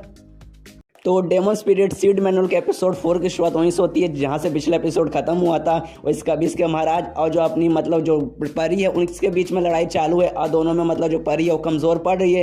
और यहाँ पे जो युवान है वो भी देखता है कि अरे यार बेचारी कमज़ोर पड़ रही है, मुझे इसका पावर बढ़ाना पड़ेगा, उसके लिए मुझे क्या करना पड़ेगा। तो अपने मोबाइल में जो उसका बुक गया था उससे पूछता है कि अरे मुझे बताओ यार मैं कैसे करूँ। तो इसका बुक में जो बंदी थी, मतलब जो इसका जो बुक है जो फिलहाल एक लड़की का फॉर्म लिया हुआ, एक परी का फॉर्म लिया है, वो बताती है कि देखो अगर तुम्हें परी का पावर बढ़ाना है तो उसके लिए दो रास्ते हैं। सबसे पहले परी के साथ रोज बातचीत करके मतलब रिलेशनशिप अपना अच्छा बढ़ा के उसकी पावर बढ़ती है, और दूसरा ये कि परी का जो इनर वर्ल्ड रहता है मतलब उसके पास्ट में जाकर उसके साथ अच्छा रिलेशन करके तुम मतलब बढ़ा सकते हो उसका पावर। तो इसके सुनने के बाद युवान सोचता है इसमें जो पहला रास्ता है कि रोज बातचीत करके बढ़ाने का पावर, वो तो फिलहाल के लिए नहीं हो पाएगा, लेकिन जो सेकंड है वो मैं कर सकता हूँ। उसलिए मुझे मतलब अपनी जो मूव है अपनी परी है उसके मतलब पास्ट में जाना पड़ेगा। तो ये परी से कहता बुक वाली से प्लीज मुझे भेज दे उसके इनर वर्ल्ड में। तो वो बताती है कि नहीं तुम नहीं जा सकते, कि तुम्हारे पास अभी स्पिरिचुअल पावर बहुत कम है, इतने में तुम नहीं जा पाओगे। और इधर जो लड़ाई है वो चालू है उस मतलब राजा इस कबिस के राजा के बीच में और अपनी मोफाई के बीच में। और यहाँ पे युवान एकदम उसको समझ नहीं आ रहा कि अरे यार मैं क्या करूँ, मेरे पास तो कोई स्पिरिचुअल एनर्जी बची नहीं, मुझे इसके पास्ट में जाना है, मैं पास्ट में कैसे जाऊँ। तो वहाँ पे जो प्रिंसेस आती है जिसको मतलब युवान बुद्धू बना के नुका छुपे खेलने के लिए भेज दिया था, वो आ जाती है और कहती है क्या तुम्हें स्पिरिचुअल एनर्जी चाहिए, मैं दे सकती हूँ, मतलब मैं समझो कि मैं गोदाम हूँ स्पिरिचुअल एनर्जी का, लेकिन उसके लिए मतलब तुम्हें मतलब मुझे ऐसे रिक्वेस्ट करना पड़ेगा तभी जाके मैं दूंगी, ऐसे नहीं दूंगी। तो उससे रिक्वेस्ट करने लगता है युवान। तो बोलते हैं अच्छा ठीक है मैं दे दूंगी, लेकिन तुम्हें मानना पड़ेगा कि मैं ये गेम जीत गई हूँ, क्योंकि ये मैं गेम जीती गई हूँ, एंड तक मैं छुपी रही और कोई भी मुझे आके नहीं ढूंढा। और तभी प्रिंसेस का ध्यान भी उस लड़ाई में जाता है जहाँ देखती है कि एक आदमी और एक परी है लाल रंग की, वो मतलब दोनों झगड़ा कर रहे हैं। और लड़ाई में ऑफकोर्स जो जैसे कि अभी मैं बता रहा हूँ कि वो जो बंदा अपनी परी के ऊपर बहुत ज़्यादा भारी पड़ रहा है, यहाँ पे परी भी मतलब उससे मतलब मुकाबला नहीं कर पा रही क्योंकि वो बंदा बहुत ज़्यादा स्ट्रॉन्ग है। तभी वो प्रिंसेस कहती है कि अरे यार ये जो आदमी जो उसके साथ लड़ रहा है उसको लगता है कहीं ना कहीं मैंने देखा है, उसको मतलब ऐसा जाना पहचाना सा चेहरा लग रहा है। तो युवान छुपाने की कोशिश करते हैं कि अरे नहीं वहाँ देखने की कोई जरूरत नहीं है, और हमारा गेम अभी तक खत्म नहीं हुआ है, हमारा गेम अभी बाकी है, एंड तक तुम छुप ही नहीं रही, तुम बाहर आ गए, इसलिए तुम्हें थोड़े समय के लिए और छुपना पड़ेगा। तो प्रिंसेस बोलते रहे नहीं मैं इतनी देर तक तो छुप ही रही, कोई आया भी नहीं। तो युवान प्रिंसेस से कहता है कि नहीं एक लेवल अभी और बाकी है, आपको एक और मतलब गेम का एक और लेवल पार करना है, उसके लिए मतलब एक छोटा सा रूल है। तो प्रिंसेस पूछती है कौन सा रूल। तो युवान बताता है कि आपको आंख बंद करके खड़ा रहना है जब तक मैं ये ना बोलूँ कि अपनी आंख खोली है। तो प्रिंसेस बोलते क्या फालतू रूल है, मुझे नहीं आगे खेलना। तो युवान बोलता है कि अगर आप खेलेंगे, अगर आप जीत गए तो मैं साल भर के लिए आपके लिए रेमस बना के ला के दूंगा। तो ये सुनने के बाद प्रिंसेस खुश हो जाती है और कहती है अच्छा ठीक है मैं ये गेम कंटिन्यू करने के लिए तैयार हूँ, और अपना वो आंख बंद कर लेती है जैसा मतलब युवान ने उससे कहा था। और यहाँ पे युवान देखता है कि मुझे लगता है ना कि जो कबिस का राजा है ये बंदा ये पक्का प्रिंसेस के पीछे आया है, अगर ऐसी बात है तो मुझे प्रिंसेस को मतलब बचाना पड़ेगा और अपनी परी को भी बचाना पड़ेगा। और उसके बाद प्रिंसेस से युवान कहता है कि चलिए अपने जो स्पिरिचुअल एनर्जी है वो मेरे शरीर में ट्रांसफर कीजिए। तो अपने स्पिरिचुअल एनर्जी ट्रांसफर करने लगती है युवान के शरीर में। और यहाँ पे जो उनका ये कबिस का राजा है वो देखता है कि हाँ भाई ये बंदा परी का पावर बढ़ाने की कोशिश कर रहा है, तो मैं ऐसा होने नहीं दूंगा, और वो युवान के ऊपर मतलब हमला कर देता है। और जो परी है वो आके मतलब बचा लेती है युवान को, वो हमले को खुद पे सह लेती है क्योंकि वो युवान को मरते हुए मतलब नहीं देख सकती। अगर वो मर गई तो इसका मतलब पूरा मतलब नहीं हो पाएगा, क्योंकि इसको अपने हाथों से युवान को मारना जो है। और फिर जो युवान है वो परी के पास्ट में पहुंच जाता है, और जहाँ जाती है उसे पता चलता है कि जो पास्ट में जो अपनी परी थी, जो मतलब जो मोफाई थी, एक एसेसियन थी, मतलब एक ऐसी बंदी जो कि मतलब लोगों को मारती थी पैसे वगैरह के लिए, और वही अपना काम पूरा कर रही है, यानी लोगों को मार रही है और 3-4 लोगों को मारती है। और एक और बंदा बच्चा है जो मतलब रिक्वेस्ट करने लगता है मोफाई से कि प्लीज़ मुझे माफ़ कर दो, प्लीज़ मुझे छोड़ दो, मुझे मत मारो। तो मोफाई बोलते हैं अच्छा ठीक है मैं तुम्हें नहीं मारूंगी, तू लकी है, मैं तुझे छोड़ देती हूँ। और वो जाने लगती है, और यहाँ पे मतलब युवान पहुंच चुका है और देखता है कि ऐसा ऐसा कांड हो रहा है। लेकिन क्या जिस बंदे को मतलब मोफाई ने अभी तक छोड़ा, मतलब जिसे जिंदा छोड़ दिया, वो बंदा फिर से तलवार लेके पीछे से मोफाई की तरफ मारने आता है। तो यहाँ पे युवान चिल्लाता है कि देखो ध्यान से अपने पीछे देखो, कोई तुम्हें हमें मारने आ रहा है, लेकिन उसका आवाज़ सुनाई नहीं देता परी को। लेकिन परी को पता चल जाता है कि हाँ भाई कोई आ रहा है उसको मारने, और वो मार डालती है। और जो मतलब बंदा पीछे उसके आ रहा है और कहती है कि अरे यार तुम्हारे पास इतना अक्ल नहीं है क्या, मैंने एक मौका तुझे जिंदा रहने का दिया था, लेकिन तूने आखिर में अपने गधा का दिमाग यूज़ किया और आखिर में देख तू मर ही गया। उसके बाद युवान मोफाई के पास जाता है और उससे देखते कि अरे यार मतलब ऐसा पास्ट में हुआ करते थे, ऐसी उसकी पर्सनैलिटी थी क्या। लेकिन जैसे ही वो मतलब मोफाई को छूता है उसके शरीर मतलब उसके आर पार हो जाता है। उससे समझ नहीं आ रहा कि अरे भाई मैं इससे बात भी नहीं कर पा रहा, इसे छू रहा हूँ तो मेरा शरीर आस के आर पार हो रहा है, ऐसे कैसे। तो ये बोक वाली परी बताती है कि इसका मतलब ये हुआ कि तुम पहले से इस दुनिया में हो, मतलब ये जो तुम्हारा कोई ना कोई पहले से है, तुम्हारा सॉल मतलब तुम्हारी आत्मा पहले से इस दुनिया में है। इसके बाद वो वापस शिफ्ट होता है मोफाई पे। जैसे कि मैंने बताया था कि वो पैसे के बदले लोगों को मारती है, तो ये अपने पैसे लेने आई थी और सारे लोग जो पैसे दिए थे इसको मारने के लिए, वो कहते हैं कि मोफाई तुम तो सच में बाकी कमाल की हो, तुम तो मतलब तुम्हारे सामने कोई टिक ही नहीं सकता, और इसे पैसे दे देती है। तो ये भी पैसे लेके अपने घर पे जाने लगती है। अपने घर के बाहर एक आदमी को देखती है, जो कि आदमी एक बिल्ली लेके बैठा हुआ है। तो उसके पास जाती है, उसको देखती है, तो बंदा भी बोलता है देखो मेरे पास कितनी प्यारी बिल्ली है ना प्यारी। लेकिन मोफाई उसके बिल्ली पे ध्यान नहीं देती, और उसके तलवार पे ध्यान देती है कि इस बंदे के पास एक तलवार है। तो उससे पूछते हैं तुम्हारे पास जो तलवार है उसकी कीमत कितनी है, मुझे बताओ, मुझे खरीदना है। लेकिन वो बंदा बोलता है कि ये बेचने के लिए नहीं है, मतलब मैं इसे बेचता नहीं हूँ। तो मोफाई बोलते हैं कि नहीं, हर चीज़ की कोई ना कोई कीमत होती है और इसकी भी कुछ ना कुछ होगा। लेकिन वो बंदा बोलता है कि नहीं, ये बेचने के लिए नहीं है, इसकी कोई कीमत नहीं है, ये मैं नहीं बेच सकता। तो इसके बाद वो मोफाई चली जाती है कि चल भाई नहीं बेचना तो मत बेच।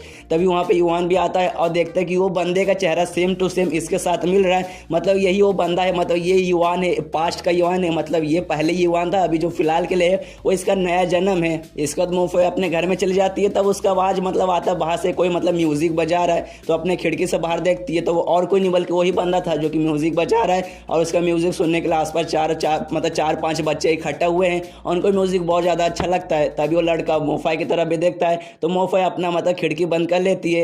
इसका थोड़ी देर बाद का सीन शिफ्ट होता है, जो मोफाई अपने घर से बाहर आती है तब उसका आवाज़ सुनाई देता है उसी बंदे का, और कुछ बंदे मिलकर उसको मार रहे हैं क्योंकि वो एक बच्ची के पीछे पड़े थे और वो बंदा उस बच्ची को बचाने की कोशिश कर रहे। तो सारे लोग मतलब उसको मार रहे कि इस बच्ची को छोड़ दे, इस बच्ची को हमें दे दे। लेकिन वो देने को तैयार ही नहीं है, वो कहता है कि कुछ भी हो जाए मैं नहीं दूंगा, मैं इसे बचा के रहूंगा।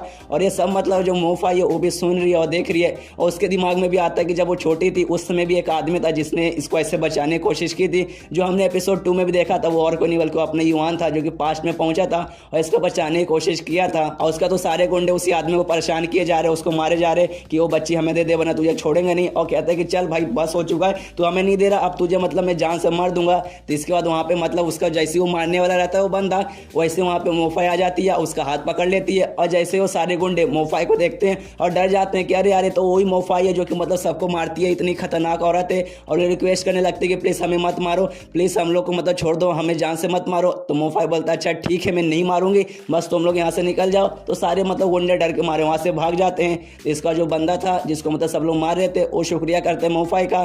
तो मोफाई बोलते हैं कि मैंने क्या कहा, सब लोग यहाँ से निकल जाओ। तो ये सुनेगा तो बंदा बोलता है अच्छा मतलब तुम मुझे भी बोलना चाहती थी, मैं भी यहाँ से निकल जाऊँ, अच्छा ठीक है मैं यहाँ से चला जाऊँगा। लेकिन उसके ऊपर जो तलवार था वो मोफाई को देता है और कहता है कि चलो मैं शुक्रिया के बदले तुम्हें ये देना चाहता हूँ, तुमने मेरी जान बचाई। तो मोफाई बोलते हैं अच्छा ठीक है मुझे इसका प्राइस बताओ, कितने प्राइस हुआ, कितना पैसा हुआ, वो मैं दे दूंगी। तो आदमी कहता है क्या प्राइस, ये पैसा नहीं है बल्कि मैं गिफ्ट के बदले में दे रहा हूँ, ऐसा गिफ्ट दे रहा हूँ। तो ये सुनने के बाद मोफाई बोलते हैं गिफ्ट वो क्या होता है, खाली पैसों के बदले चीज़ें आती हैं। तो ये सुनने के बाद वो आदमी बोलता है क्या तुम्हें गिफ्ट के बारे में नहीं पता, ये असल में एक टाइप का भेंट होता है जो बिना पैसे के बदले मतलब हम दूसरे को दिया करते हैं। तो ये मतलब सारा सुनने के बाद ये सब देखने के बाद वो मतलब रख भी लेती है तलवार और कहती है कि देखो यार तुम जैसा आदमी मुझे पता नहीं कि इस देश में कैसे जिंदा है, इस देश में हर जगह गुंडे मवाली चोर और क्रिमिनल्स है, जिस कारण तुम्हारे जैसे आदमी तो बहुत पहले ही मर जाते हैं। लेकिन चलो अब तुम्हें टेंशन लेने की कोई जरूरत नहीं है, अगर बाई चांस कोई तुम्हें परेशान करेगा तो खाली नाम बता देना कि मैं मोफाई को जानता हूँ, वो तुम्हें परेशान नहीं करेंगे। और ये समझो ये मेरी तरफ से मतलब एक गिफ्ट ही है, क्योंकि अगर तुम मेरा नाम लोगे तो कोई तुम्हें मारेगा नहीं। और तलवार से वो चेक करते कि हाँ भाई तलवार कितना शार्प है और बहुत ज़्यादा शार्प रहता है। उसके बाद मोफाई वहाँ से चली जाती है और ये सारा चीज़ युवान देख लेता है और कहता है कि ये गलत हो रहा है। तो उसकी वो भूख वाली परी बोलती है क्या गलत हो रहा है। तो युवान समझाने लगता है कि देखो जो कुछ हो रहा है सब गलत हो रहा है, वो जो बंदा है जो बिल्कुल मेरी तरह दिखता है वो असल में उसी ने मतलब धोखा दिया, फिर एंड में वही कुछ ना कुछ करेगा मोफाई के साथ। तुमने देखा नहीं क्या, वो पूरा मतलब प्लान करके रखा है, वो पहले से मोफाई के पीछे मतलब नजर रखता है और उसके बारे में उसने पूरा डिटेल निकाल के रखा है। और एंड में देखा तुमने मतलब उसी के घर के बाहर वो जाके बैठा हुआ है। आखिर कोई उसके घर के बाहर क्यों जाके बैठेगा, क्योंकि वो जगह है वो मतलब सेफ जगह ही नहीं, पहली बाद गुंडे मवाली वहाँ घूमते, प्लस उसके ऊपर कोई छत भी नहीं है, बारिश हुआ या कुछ भी हुआ तो भीग ही जाएगा। प्लस वो जगह कचड़े के जगह के पास है, बाजू में लोग कचरा फेंकते तो वहाँ पे क्यों बैठेगा, क्योंकि सामने मोफाई का घर है। प्लस उसने अपने साथ एक बिल्ली भी रखा था। लोग बिल्ली क्यों रखते हैं, क्योंकि लोग को ऐसा लगता है ना कि लड़कियों को बिल्ली बहुत ज़्यादा पसंद है, इसलिए उसने बिल्ली रखा था। प्लस वो म्यूजिक बजाता था जो भी लड़कियों को बहुत ज़्यादा पसंद है।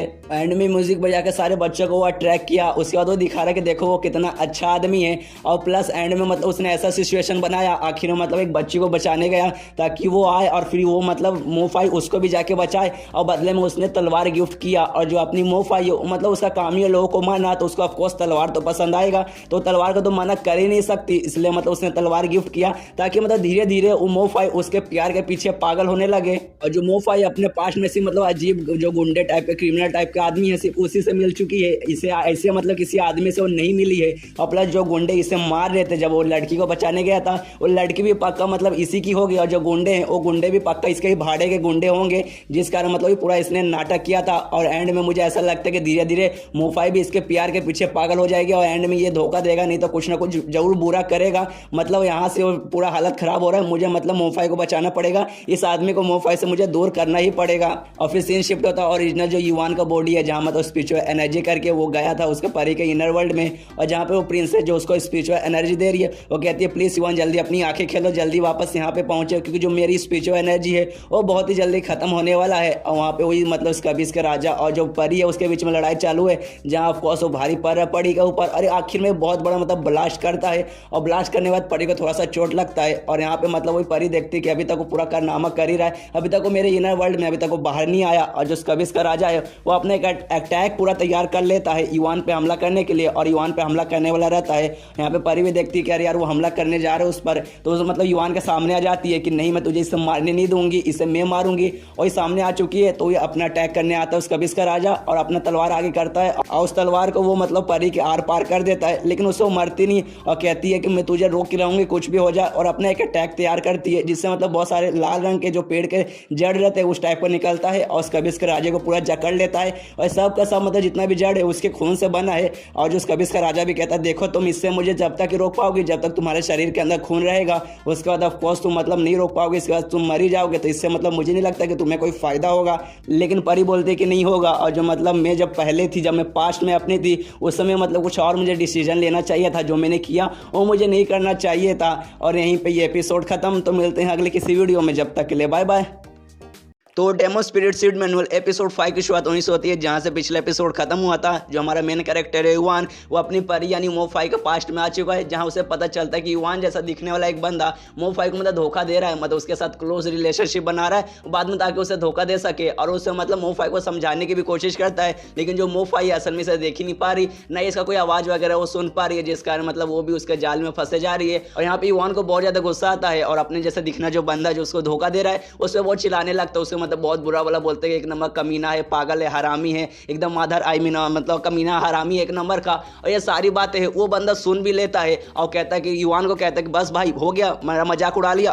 और ये देख के मतलब युवान का एकदम समझ नहीं आ रहा कि अरे भाई ऐसे कैसे, जो मोफाई या प्लस जो दूसरे लोग हैं वो ना ही मुझे देख सकते ना ही मेरा आवाज़ सुन सकते, लेकिन भाई तू कैसे मेरा आवाज़ देख सुन सकता है, तू मुझे कैसे देख सकता है। तो वो बंदा बोलता है क्योंकि हम दोनों का आत्मा सेम है, हम दोनों एक ही जैसे दिखते हैं, सिर्फ दिखते नहीं है बल्कि जो हमारा आत्मा मतलब एक ही है, जिस कारण हम दोनों एक दूसरे को देख पा रहे हैं। तो इसके बाद युवान कहता है अच्छा ठीक है तू मुझे देख पा रहा है, लेकिन जो तू कर रहा है वो गलत कर रहा है, मोफाई के साथ ऐसा मत कर, उसको छोड़ के यहाँ से चल जा, उसको दुख मत पहुंचा। तो ये सुनने के बाद वो लड़का कहता है कि अरे यार तू क्या बोल रहा है, वो एक मतलब गेम जैसा मैं समझ रहा हूँ, वही गेम के कैरेक्टर है और मैं ये गेम खेल रहा हूँ, तो जैसा मतलब गेम में होता है बस मैं भी वैसा कर रहा हूँ। तो ये सुनने के बाद युवान को बहुत ज़्यादा गुस्सा आता है, उस पर चिल्लाता है देख भाई वो ना ही वो कोई गेम की कैरेक्टर है, वो एक इंसान है जो कि चुपचाप अपनी ज़िंदगी जी रही है, तो उसकी ज़िंदगी यहाँ बर्बाद करने आया है। वो कोई भी गेम की कैरेक्टर नहीं है, ना ही वो तुझसे बिलोंग करती है ना ही मुझसे बिलोंग करती है, इसलिए भलाई तेरी इसी में कि तू मतलब उसे छोड़ के यहाँ से दूर चल जा। लेकिन वो बोलता है कि नहीं यार मुझे गेम में मजा आ रहा है, मैं जा रहा हूँ, मतलब मैं अपनी ज़िंदगी अच्छे से करूँगा और मुझे जो उसके साथ करना है वो मैं सब करूँगा। और यहाँ पे मतलब युवान को गुस्सा आ रहा है कि साला ये बंदा समझ नहीं आ रहा है, अभी तक ये सुन ही नहीं रहा, ये पक्का उसको मतलब चोट पहुँचाएगा ही। और फिर सीन शिफ्ट होता है मोफाई पे, जो कि अपने घर में मतलब आराम से मतलब इसी चुपचाप खड़ी है। तभी उसको ऐसा लगता है कि उसके घर पे कोई आया है, और सच में कोई बंदा आया रहता है। जो दरवाज़ा खटखटाता है तो जो मोफाई है अपना तलवार निकाल लेती है और सीधा दरवाज़ा खोलते ही ही जो बंदा आया है उससे मतलब ऐसा तान लेती है कि हाँ भाई तू आ गया, तू बचेगा नहीं। लेकिन वो और कोई नहीं बल्कि युवान जैसा दिखने वाला वो बंदा रहता है। तो मोफाई भी देख के चौंक जाती है कि अरे भाई तू तो मतलब अपना तलवार वगैरह हटाती है और कहती कि अरे भाई तू मतलब यहाँ क्या करने आया है। तो वो बंदा बोलता है क्या मतलब तुम्हारे घर पे जो भी लोग आते हैं सबको तुम ऐसी स्वागत करती हो, मतलब आते ही सीधी तलवार ऐसा टांग लेती हो। ये सुनने के बाद मोफाई बोलती है कि नहीं मतलब पहली बात मेरे घर पे कोई आता ही नहीं, ऐसा ये पहली बार हो रहा है कि मेरे घर का कोई दरवाजा खटखटा रहा है। इससे पहले जितने भी आदमी आए हैं और जबरदस्ती उन्होंने घुसने की कोशिश की है उस सबके सब मुझे मारने आए हैं, इसलिए मेरे घर पे कोई भी आता है तो मतलब वो बंदा मुझे मारने ही आता है, जिसका मैंने ऐसा तलवार ऐसा कर लिया था। लेकिन तुम यहाँ क्या करने आए हो। ये सुनने के बाद वो बंदा बोलता है कुछ नहीं, बस मैं तुम्हारे लिए कुकीज वगैरह लाया था। तो मोफाई बोलते कुकीज कहाँ है कुकीज। तो जो कुकीज था वो असल में गिर गया था, जब से ही मतलब घर के अंदर आया था वैसे ही मोफाई ने उस पर हमला कर दिया था, जिस कारण जितने भी कुकीज वगैरह पूरे जमीन पे गिर जाता है। जो देख के मोफाई को भी मतलब बुरा लगता है कि अरे यार बेचारा मेरे लिए कुकीज लाया था लेकिन मैंने उस पर ऐसा हमला कर दिया जिस कारण वो गिर गया। लेकिन यहाँ पे वो बंदा बोलता है तुम्हें टेंशन लेने की कोई जरूरत नहीं है, ये गिर गया कोई बात नहीं, मैं मतलब मैं ढेर सारा कल नहीं तो परसों और लेके आ जाऊंगा। उसका तो वहाँ से वो चला जाता है और मोफाई भी मतलब उसको जाते हुए ऐसा देखती है। मतलब यहाँ पे जो मोफाई है वो भी उसके जाल में आने लगती है, तो इसके दिल में भी उस बंदे के लिए कुछ कुछ होने लगता है। और यहाँ पे युवान भी मोफाई के पास आ जाता है और उसे कहने की कोशिश करते कि अरे यार प्लीज यार ये मतलब नींद से उठो, वो बंदा तुम्हें धोखा दे रहा है, वो बंदा तुम्हें जानबूझ के अपने जाल में फंसा रहा है, प्लीज ये सब मत करो। लेकिन यहाँ पे ना ही मोफाई युवान को देख सकती है ना ही सुन सकती है, तो उसके बात को ना ही वो सुनती है और ना ही समझती है। और इसके बाद से वही लड़का मतलब युवान जैसा दिखने वाला बंदा और प्लस जो मोफाई है दोनों बहुत टाइम साथ में स्पेंड करने लगते हैं, साथ में घूमते हैं, बहुत सारी बातें वगैरह करते हैं। और एक दिन उनके शहर में मतलब एक लाइट हाउस था, उसके ऊपर वो दोनों बैठ के आराम से ऐसी बातें कर रहे हैं, जहाँ पे वो बंदा मोफाई से कहता है कि जहाँ मतलब फिलहाल के लिए हम हैं, जिस देश में हम हैं यहाँ पर मतलब क्रिमिनल वगैरह होना बहुत आम बात है, लोग किसी को भी मार डालते हैं, किसी से भी कुछ भी चोरी वगैरह करते हैं, मतलब ये जगह मुझे पसंद नहीं है, मुझे एक शांति वाली जगह पे जीना है। जो सुनने के बाद मोफाई बोलती है क्या इसे शांति वाली जगह, ऐसी जगह दुनिया में वाकई में है कि नहीं। ये सुनने के बाद वो बंदा बोलता है कि हाँ है ना, ऐसी एक नहीं ऐसी बहुत सारी जगह है। असल में मैं एक ऐसा बंदा जो कि पूरी दुनिया में घूमता हूँ और यहाँ आने से पहले मैं बहुत जगह घूम चुका हूँ और पूरा डिटेल में बताने लगता है कि मैं दुनिया के सबसे बड़े देश में गया था जहाँ पे बहुत सारे मतलब कमर्शियली प्लस मतलब हर जगह से बहुत देश वो सक्सेसफुल है। इसके अलावा मैं जमीन का अंडरग्राउंड देश है वहाँ पे भी गया हूँ। उसके बाद मैं यहाँ पे आया था जहाँ क्रिमिनल्स वगैरह होते हैं, जहाँ मार कट करना बहुत आसान है। और प्लस मतलब मैं एक ऐसे जगह पे गया था मतलब जो समुद्र तुम्हें दिखाई दे रहा है ना, इसके दूर मतलब एक ऐसा भी शहर है जहाँ एक बहुत बड़ा सुंदर सा घर है, जिसके आगे मतलब एक बहुत सफेद झील है जो कि देखने से एकदम ऐनक जैसा दिखता है। और प्लस एक बहुत बड़ा पूरा लाल फूलों का गार्डन है जो कि देखने से खाली लाल लाल लगता है। वो ऐसा जगह है ना मतलब किसी को कोई भी प्रॉब्लम नहीं है, ना ही किसी को कोई भी समस्या है, जहाँ लोग एकदम शांति से रहते हैं, जहाँ पे कोई भी जाके एकदम शांति से रह सकता है, किसी को नहीं झगड़ा करने की जरूरत है, ना ही किसी को मारने की, ना ही किसी की जान लेने की कोई भी जरूरत है। और मोफाई से कहता है वो ऐसी जगह है जहाँ जाओगे तुम्हें मतलब कोई प्रॉब्लम नहीं होएगा, तुम्हें ना ही किसी की जान लेनी पड़ेगी, ना ही किसी चीज़ का टेंशन रहेगा, तुम आराम से वहाँ पे अपनी ज़िंदगी बिता सकती हो। और मोफाई की तरफ मतलब अपना हाथ देके कहता है क्या मतलब मेरे साथ तुम वहाँ पे जाना चाहती हो, उस महल में तुम मेरे साथ रहना चाहती हो। उसके बाद सीन शिफ्ट होता है कुछ दिन बाद, जहाँ जो मोफाई है वो अपना काम कर रही है, मतलब जैसे उसका काम है दूसरों को पैसे के बदले मारना, तो वही काम कर रही है और मार के मतलब अपने घर पे जाती है। तभी सामने से उसे वही बंदा दिखता है तो अपना तलवार छुपा लेते, अभी अभी वो बंदे को मार के आई है तो उसके तलवार पे खून वगैरह लगा है। और वो बंदा मोफाई को देखते बोलता है अरे मोफाई अच्छा हुआ तुम यहाँ पे मिल गई, मैं तुम्हारे घर पे ही मतलब आने वाला था, मैं तुम्हारे लिए खाना वगैरह लाया हूँ। तो मोफाई बोलते हैं अच्छा ठीक है तुम आगे जाओ, मैं बस 2 मिनट में आती हूँ। तो चला जाता है और यहाँ पे मोफाई को मतलब अच्छा नहीं लगता कि वो बंदे को मतलब मारकट एकदम पसंद नहीं है, लेकिन इसका काम ही है खून खराबा करना और फिलहाल लोग खून खराबा ही करके आ रही है, दूसरे बंदे को मार के आ रही है। इसके बाद मोफाई भी अपने घर पे जाती है जहाँ पे वो बंदा पहले से है और उसके लिए उसने मतलब खाना वगैरह तैयार करके रखा है। और वो बंदा मतलब जैसे मोफाई को देखता है वो कहता है कि अच्छा वो तुम आ गई,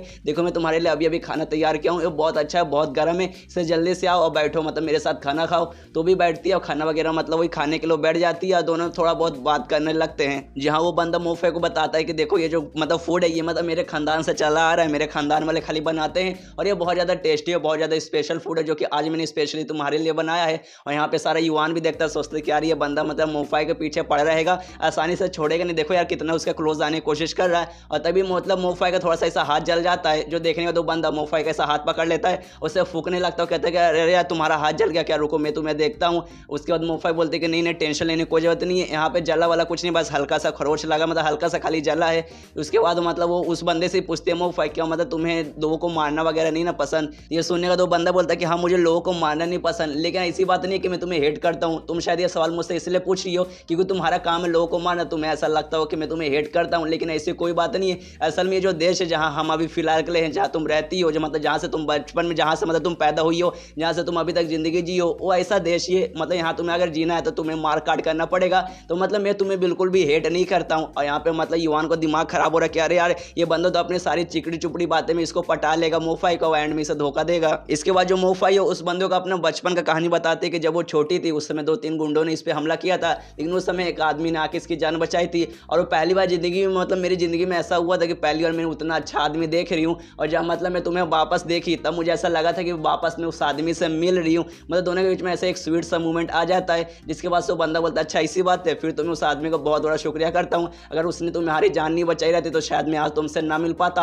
और कहता है देखो मतलब मैं तुम्हारी जिंदगी मतलब ऐसी नर्क से कम नहीं है, क्योंकि तुम्हें दूसरों को मारना पड़ता है, प्लस तुम्हारी जान का भी खतरा बना रहता है। तो मैं वादा करता हूँ कि मैं मतलब तुम्हें इस नर्क से आजाद करूंगा, तुम्हें ऐसी नर्क भरी जिंदगी में नहीं रहने दूंगा। और दोनों के बीच में ऐसी स्वीट सा मूवमेंट आ चुका है, दोनों मतलब एक दूसरे को पसंद करने लगे हैं। और यहाँ पे युवान का दिमाग खराब हुआ जा रहा है कि साला ये बंदा नहीं सुधरेगा, ये बंदा हार मानने को तैयार ही नहीं, एकदम मोफाई के पीछे पड़ा हुआ है। उसके बाद सीन शिफ्ट होता है अगले दिन, जहाँ जो मोफाई है मतलब उस जगह पे आई है जहाँ उसको काम मिलता है, मतलब जहाँ से मतलब उसे सुपारी वगैरह मिलती है कि हाँ इस बंदे को मारो, तो वहाँ पे आई है और मन में ठान के रखी है कि यहाँ पे मतलब मैं आखिरी बार आ रही हूँ, अपना आखिरी काम करूंगी, और जो मुझे पैसे मिलेंगे वो पैसे लेके मैं टिकट वगैरह लूंगी और देश से मतलब वहाँ चल जाऊंगी जहाँ पे मतलब शांति भरी दुनिया, जहाँ मतलब बंदा बात कर रहा था कि जहाँ पे एक बहुत बड़ा महल है, जहाँ बहुत बड़ा गार्डन है, एक सुंदर से झील है, जहाँ मतलब कोई झगड़ा नहीं होता, जहाँ कोई भी लड़ाई नहीं होता। मैं जाऊँगी मतलब अपने उस बंदे के साथ जाऊँगी और वहीं पर जाके अपनी पूरी ज़िंदगी बिताऊँगी। तो अपना आखिरी मिशन लेने आई है, जहाँ पर जो बंदा इसे मिशन देता है मतलब सुपारी वगैरह देता है, वो बंदा भी कहता है कि अच्छा मतलब मैंने सुना था कि जो मोफाई है वो किसी के प्यार के पीछे पड़ गई, और तुम्हें देखने से ऐसा लग रहा है कि हाँ ऐसा है। तो ये सुनने के बाद मोफाई बोलती कि ज़्यादा मतलब मेरे पर्सनल मामले में मत आ,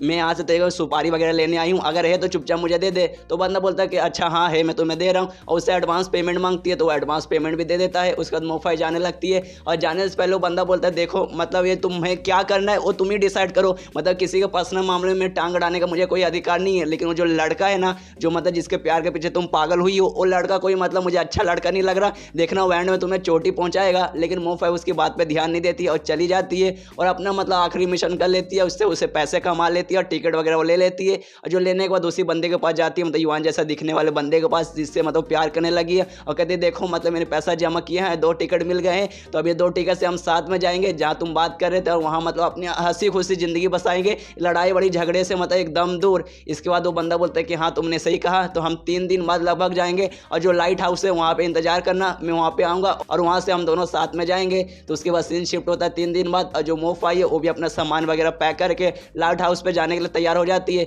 जहाँ रास्ते में मतलब 2-3 बदतमीज आदमी दिखते हैं, जो मोफाई के पास आके हंसने लगता है, कहते देखो ये तो मोफाई है, ये इतनी खतरनाक हो रहा था कि सारे आदमी वगैरह इससे डरते हैं, सबको मतलब ये एक बार में जान से मार डालती है, लेकिन देखो यार ये तो लगता है किसी से प्यार करने लगी है, और मतलब ये देश छोड़ के तो बाहर जा रही है प्यार से अपनी जिंदगी जीने, देखो ये लड़की को क्या हो गया। लेकिन जो मोफाई है वो खाली चुपचाप मतलब इनको घूर के देखती है, कुछ भी नहीं बोलती, जिस बात पे उन बंदों की फट जाती है और वो माफ़ी मांगने लगते कि प्लीज़ मोफाई हमें माफ़ कर दो, हमसे गलती हो गई, हमें ऐसा नहीं बोलना चाहिए था, प्लीज़ हमें मारो मत। लेकिन यहाँ पे मोफाई ने ठान लिया कि अब से वो खून खराब नहीं करेगी, अपनी अच्छी एक ज़िंदगी जिएगी, इसलिए मतलब उन बंदों को कुछ भी नहीं करती और लाइट हाउस पे पहुँच जाती है और वहाँ उस बंदे का इंतजार करने लगती है। और यहाँ पे युवान है, युवान भी देखता है कि अरे यार वो बंदा मतलब अभी तक आया नहीं है, उसने मोफाई को बुला लिया, यार वो बंदा नहीं आने वाला है। लेकिन यहाँ पे मोफाई इंतजार करती है और यहाँ पे युवान को देख के अच्छा नहीं लगता कि अरे यार बेचारी के साथ कितना बुरा हो रहा है, इसको अभी तक कुछ समझ क्यों नहीं आ रहा। और लगभग ऐसे करते हुए आधा दिन निकल जाता है, जो मोफाई है वो इंतजार कर ही रही है लेकिन वो अभी तक नहीं आया है। तो उसको ऐसा लगता है कि मैं लाइट हाउस के ऊपर हूँ, शायद वो लाइट हाउस के मतलब नीचे इंतजार कर रहा होगा। तो नीचे भी देखती है लेकिन नीचे कोई भी नहीं रहता, तो थोड़ी सैड हो जाती है कि अरे यार अभी तक नहीं आया, कोई बात नहीं थोड़ी देर बाद आ जाएगा। लेकिन यहाँ पे युवान देखता है कि यार वो बंदा नहीं आने वाला, प्लीज मोफाई जाओ अपनी पहली जैसी जिंदगी जियो, मतलब ये सब मत करो, उसके पीछे मत रहो। और उसको इंतजार करते करते लगभग 3 दिन और 3 रात हो जाता है, लेकिन अभी तक उस बंदे का इंतजार कर रही है। और यहाँ पे युवान को देख के ये सब बिल्कुल भी अच्छा नहीं लगता और उससे वो कहना चाहता है कि प्लीज यार ऐसा मत करो, उसके लिए इंतजार मत करो, वो बंदा कभी नहीं आने वाला है, वो तुम्हारा प्यार कभी डिजर्व भी नहीं करता, वो बंदा अच्छा है नहीं, प्लीज जाओ वापस जाके रहो। तो मेरी बात क्यों नहीं समझ रही है यार, मेरी बात सुनो, प्लीज सुनो यार, यहाँ से तुम चली जाओ। लेकिन असल में उसको ना ये देख पा रही है ना ही इसको सुन पा रही है। ऐसा करते करते सुबह भी हो जाती है, सुबह भी मतलब वो बंदा नहीं पहुंचा है। तभी वहाँ पे वो बंदा आता है जो मतलब मोफाई को सुपारी वगैरह देता था और वो कहता है कि अरे यार तुम्हारा मतलब दिमाग खराब है, तुमने 3 दिन से यहाँ पे इंतजार करी हो, असल में ये एक जाल है, प्लीज यहाँ से निकल जाओ, तुम्हें मारने के लिए तुम्हारे दुश्मन वगैरह लाइट हाउस के नीचे मौजूद है। और वहाँ पे मतलब सच में नीचे 10-15 या फिर उससे भी ज्यादा दुश्मन वगैरह मोफाई के आ गए थे मोफाई को मारने के लिए, और वो मतलब हमला करके जो लाइट हाउस के ऊपर का एरिया रहता है वो ब्लास्ट कर देते हैं, जिस कारण जो मोफाई है उसको भी थोड़ा बहुत चोट लगता है, बस थोड़ा सा ज्यादा नहीं। और उसका मतलब जैसे उठती है, जैसे मतलब चोट वगैरह लगा तो उठती है और समझ जाती है वो बंदा जिसका वो इंतजार कर रही है उसको पक्का कुछ ना कुछ हुआ होगा, किसी ने शायद उसको मतलब चोट वगैरह पहुंचाया होगा, इसलिए वो अपना तलवार लेके निकल जाती है उन सारे लोगों को मारने जो कि इसको मारने आए हैं, तो लाइट हाउस के नीचे उतरती है और मन में सोच के रखी कि नहीं उसको कुछ भी नहीं होना चाहिए, उसको कुछ भी नहीं होगा, मैं उसे बचा लूँगी, मुझे यहाँ से मतलब अब नहीं रहना, मुझे यहाँ से मतलब निकलना है और उसके साथ अपने हंसी खुशी ज़िंदगी जीना है। वहाँ पे उस महल में जहाँ वो बात कर रहा है और नीचे जैसे लाइट हाउस के आती है, ढेर सारे मतलब 3-4 बंदे उस पर हमला करने के लिए तैयार थे, लेकिन मोफाई उन सबको मार डालती है। उसके बाद वो लाइट हाउस के बाहर भी आती है, जहाँ बाहर ढेर सारे बंदे मतलब उसको मारने का इंतजार कर रहे हैं और उन सारे लोगों ने एक छोटी बच्ची को भी पकड़ के रखा है और मोफाई को धमकी देते कि अगर देखो मोफाई, अगर तुमने मतलब हमें चोट पहुंचाने की कोशिश की तो हमने इस बच्ची को मतलब मार देना है, हम इस बच्ची को जान से मार डालेंगे। तो मोफाई वो बच्ची से सवाल भी पूछते क्या तुमने लंबे बाल वाले आदमी को देखा है, मतलब जिसके साथ में रहती थी, जिससे मतलब मैं प्यार करती हूँ। तो बच्ची बोलती है कि हाँ वो मुझे बचाने आए थे, लेकिन इन लोगों ने मतलब उनको मार डाला। इसका दो लोग भी बोलते हैं कि हाँ ये बच्ची सही बोल रही है, अगर तूने हमें चोट पहुंचाने की कोशिश की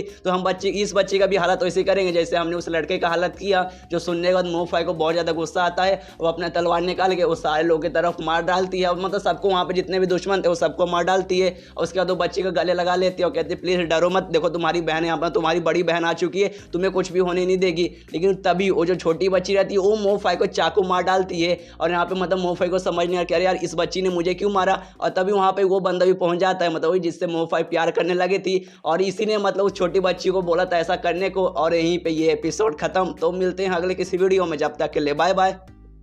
तो demo spirit seed manual episode 6 की शुरुआत वहीं से होती है जहाँ से पिछला एपिसोड खत्म हुआ था।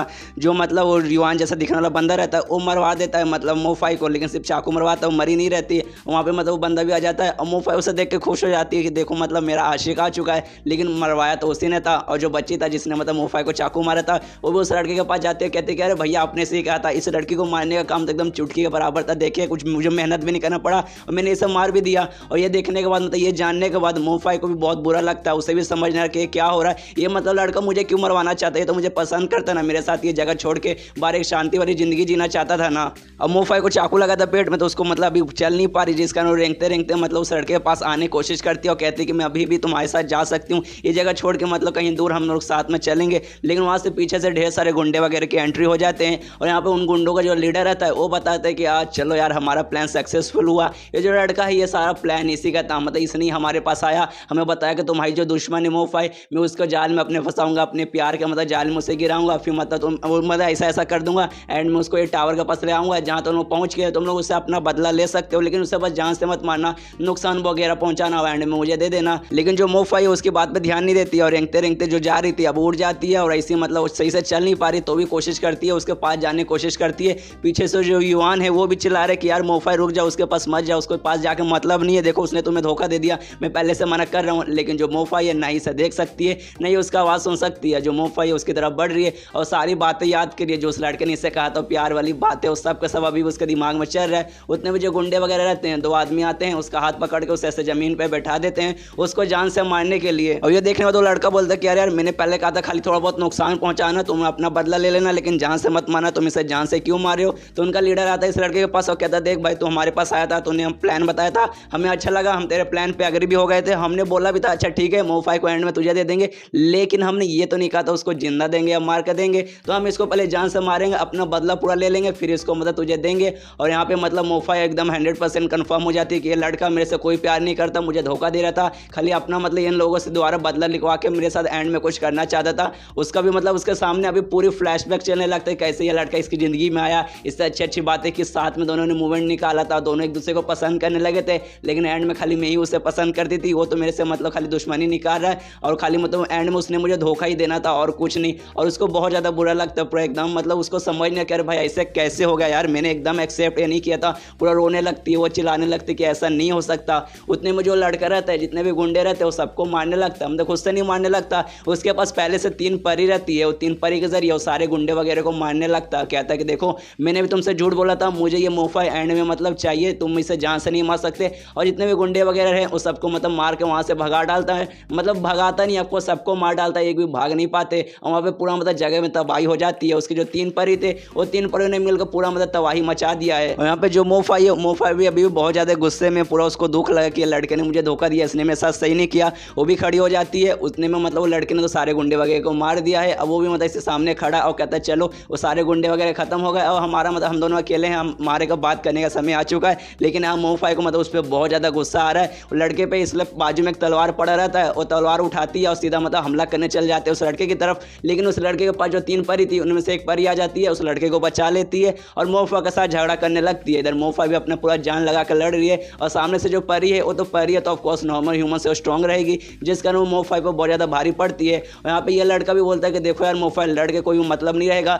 तुम्हें अभी अभी चोट लगा था, तुम्हारे मतलब पेट में अभी वो चोट का निशान है, अगर तुम लड़ते रही, अगर ऐसे हिलते रही तो चोट धीरे धीरे बड़ा होगा और धीरे धीरे ऐसे करते करते तुम मर जाओगे। लेकिन मोफा उसकी बात पे ध्यान नहीं देती है, उस परी के साथ लड़ने लगती है। लेकिन एंड में ऑफकोर्स परी स्ट्रॉन्ग थी तो ये मतलब टिक नहीं पाती, इसका तलवार भी टूट जाता है और इसका जो चोट है धीरे धीरे और बढ़ रहा है और इसका मतलब पूरा और भी दर्द होने लगता है और बेचारी अब हिल भी नहीं पा रही। उतने वो लड़का कहता है कि देखो यार जिंदगी ना बहुत खूबसूरत चीज़ रहती है, इसको ऐसे गवा देना, इसी मार डालना, मतलब इसी खत्म कर देना कुछ अच्छी बात नहीं है। और तुम्हारा भी अब चोट बढ़ रहा है तो मतलब धीरे धीरे तुम भी मर जाओगे तड़पते तड़पते, इसलिए मैं तुम्हें मरने नहीं दूंगा, मेरे पास एक मौका है, मतलब मैं तुम्हें जिंदा रख पाऊंगा, लेकिन तुम इंसान नहीं रहोगे। इसके बाद तुम एक फेरी बन जाओगी, एक परी बन जाओगी, मतलब एक टाइप के इंसान ही रहोगे, तुम एक दूसरी मतलब जीव बन जाओगी। इससे मतलब तुम जिंदा रहोगे, इमॉर्टल बन जाओगे, लगभग हजारों सालों तक तुम जिंदा रह सकती हो। अगर किसी ने तुम्हें मारा नहीं मतलब तुम्हारा उम्र कभी भी मतलब खत्म नहीं होगा और ऐसे जिंदा रहने के बाद तुम मतलब मुझसे बदला भी ले सकती हो। और ये करने के लिए खाली तुम्हें इच्छा चाहिए, बस तुम तैयार हो जाओ कि हाँ मुझे परी बनना है, मतलब अब ये मतलब इंसानों वाली जिंदगी छोड़ के अब मुझे परी बन के आगे जिंदगी जीना है। उसका ये कॉन्ट्रैक्ट पूरा हो जाएगा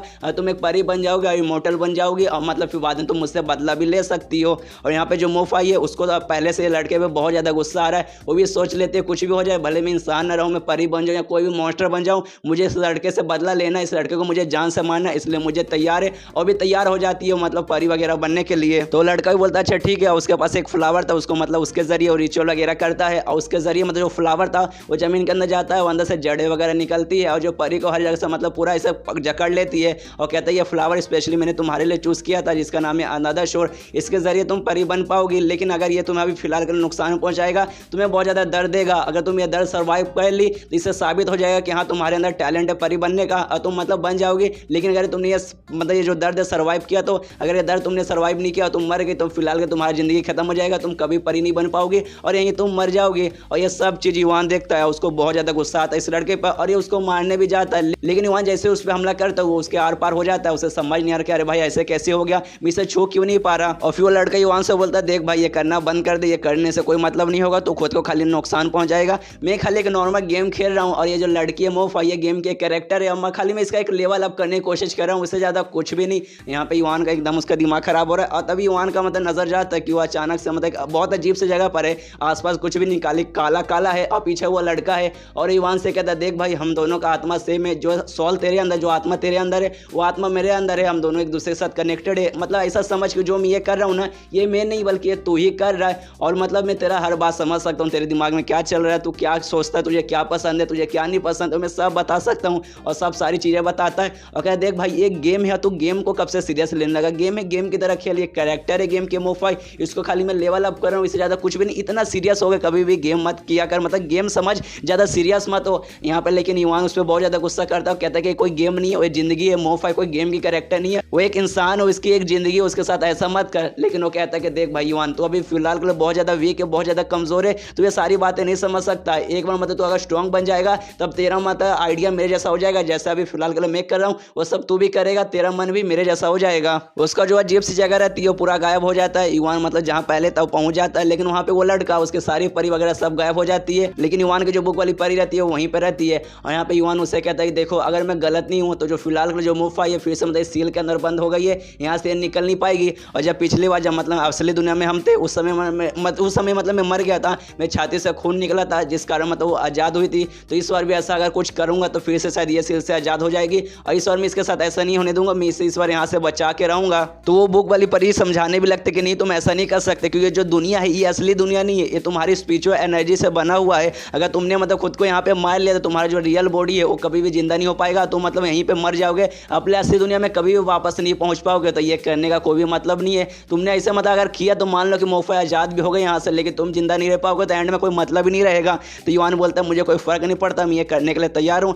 तो साइड में एक तलवार का टुकड़ा पड़ा था, उसको अपने छाती पर लेता है, हल्का सा चुभा भी लेता है, खून वगैरह भी निकलता है और कोशिश करता है कि हाँ भाई आर पार कर लूँ, लेकिन वो बहुत ज़्यादा डर जाता है, उससे नहीं हो पाता, खुद को नहीं जान से मार पाता। उतने में वो बुक वाली परी बोलती कि हाँ सच में बहुत डेंजर है, प्लीज़ ऐसा मत करो, सब कुछ मतलब सब गड़बड़ आ जाएगा। उतने में जो पूरा मतलब रहता है जगह वगैरह पूरा वो हिलने लगता है और परी बोलती है कि ये तुम्हारे स्पिरिचुअल एनर्जी से बना हुआ दुनिया है, अब ये मतलब हिल रहा है, मतलब जल्दी खत्म होने वाला है, हम लोग अपनी दुनिया में वापस पहुंच जाएंगे, तो उससे पहले अगर हमें इसे बचाना है तो कुछ करना पड़ेगा। तो युवान सोचता है कि नहीं भाई, अब मेरे पास कोई मौका नहीं है, ये वर्ल्ड भी खत्म होने वाला, जल्दी हम लोग पहले जब नॉर्मल दुनिया में पहुंच जाएंगे, उससे पहले मुझे कुछ करना पड़ेगा, मुझे वो कांड करना पड़ेगा जो कि हर एनिमे का एक मेन कैरेक्टर करता है। तो वो तैयार हो जाता है अपनी जान लेने के लिए। लेकिन डरे को खुद को चाकू नहीं भोगेगा, वो मतलब सोचता है कि सबसे पहले जहाँ वो परी मतलब जहाँ वो पूरा जो जड़ वगैरह उसको मतलब रोका है, उसके ऊपर वो चढ़ने लगता है और परी के पास जाता है और सोचता है ये सही मौका है, और नीचे एक जगह पे मतलब जो तलवार है वैसा पड़ा रहता है और एक एंगल पे जाता है, सोचता है यहाँ से अगर मैं कूदा तो डायरेक्ट उस तलवार पे जाके गिरूंगा और तलवार मेरे से आर पार हो जाएगा,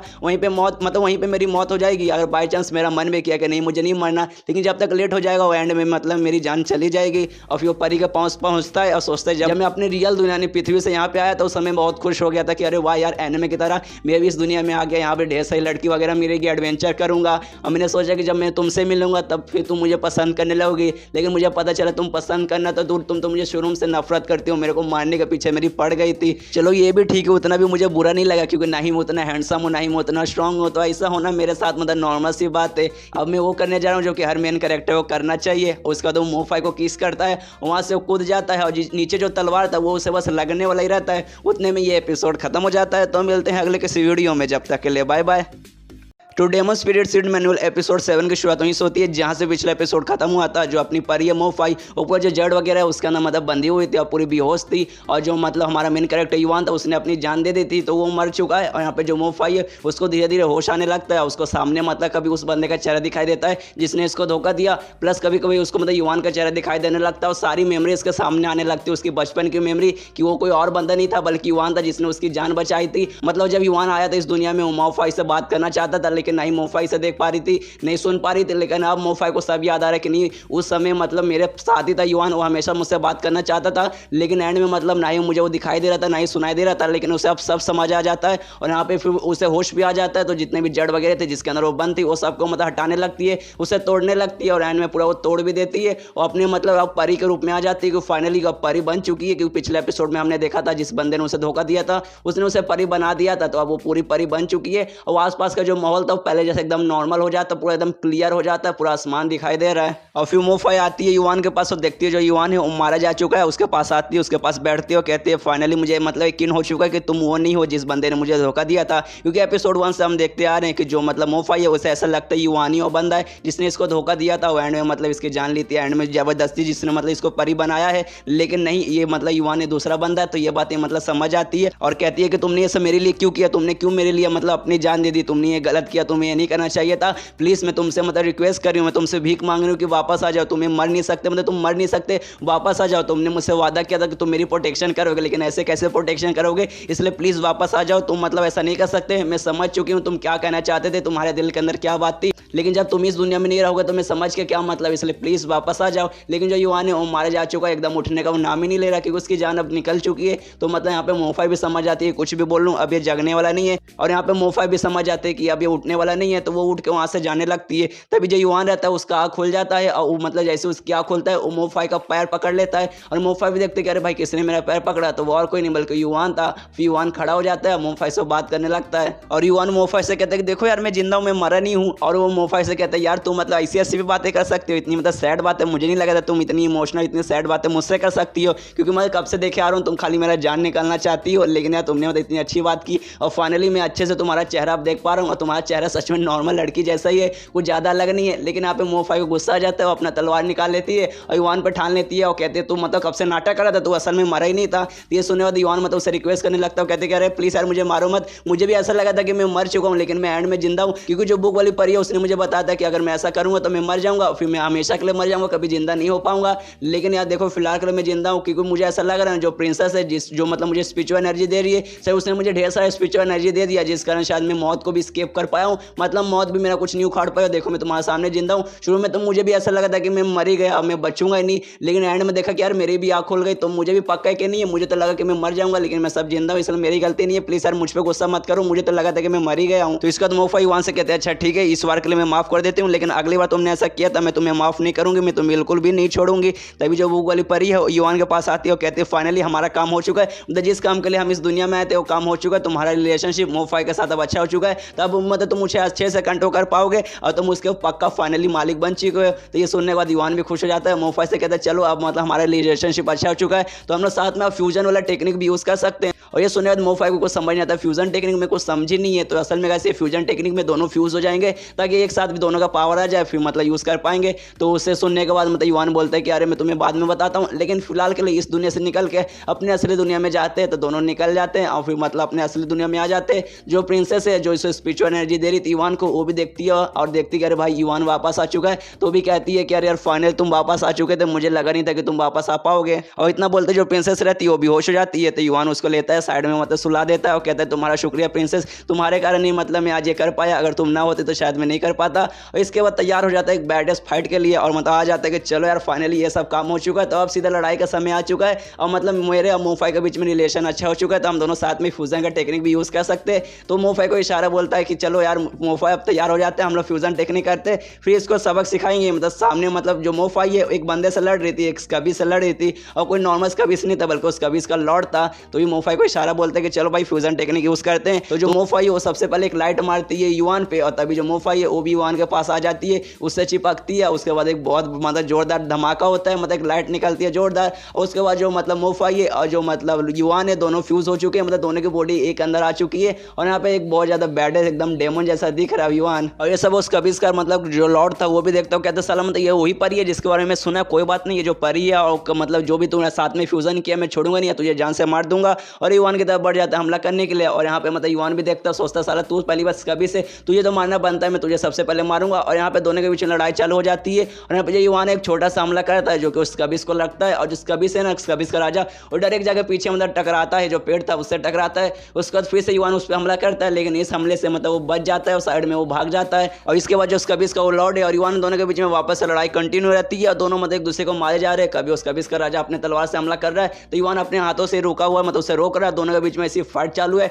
उतने में जो युवान एक जोरदार लाट मारता है उस कबीस के राजा से, जिससे मतलब वो हवे में टकरा जाता है, मतलब हवे में सीधा चल जाता है। तो युवान भी उसके पीछे आता है, वो हवे में दोनों की लड़ाई चालू हो जाती है। हवे में मतलब फिर दोनों के बीच में लड़ाई चालू है। और यहाँ पे जो कबीस का राजा है उसकी तो सच में बहुत ज्यादा हालत खराब हो जाती है, क्योंकि परी के फ्यूजन के बाद जो युवान है वो बहुत ज्यादा स्ट्रॉन्ग बन चुका है। वो भी सोचे कि बाप रे यार ये नल्ला लड़का इतना स्ट्रॉन्ग कब से हो गया। तो इसके बाद जो कबीस का लॉर्ड रहता है वो मतलब अपना सबसे पावरफुल टेक्निक यूज करने वाला रहता है। वो देखने को युवान कहता है अच्छा इसी बात है, तू अपने सबसे पावरफुल टेक्निक यूज करेगा तो कोई बात नहीं, मैं भी one of the powerful technique use करूंगा तेरे पर। उतने में जो बुक वाली परी रहती है वो बोलती है युवान से अरे जल्दी जो भी करना है जल्दी कीजिए कि जो फ्यूजन का टाइम है वो बहुत ही जल्दी खत्म होने वाला है। तो आप और जो परी है वो फिर से पहले जैसा अलग हो जाओगे, तो पहले जैसे आप नल्ले हो जाओगे, इसलिए जो भी करना है जल्दी कीजिए। तो ये देखने के बाद युवान भी बोलता है अच्छा कोई बात नहीं खत्म होने वाला है, मैं सोचा थोड़ी देर और मजे करता हूँ लेकिन एक बार में इसे निपटाता हूँ। तो वो भी अपने बहुत पावरफुल अटैक करता है और ये मतलब बहुत पुरानी टेक्निक थी, उससे हमला कर देता है। और ये टेक्निक देखने के बाद जो मतलब लॉर्ड रहता है इसका भी इसका वो भी सोचता है साले तूने ये टेक्निक कहाँ से सीखी। उतने में जो मतलब हमला था युवान वो पूरा उस पर कर देता है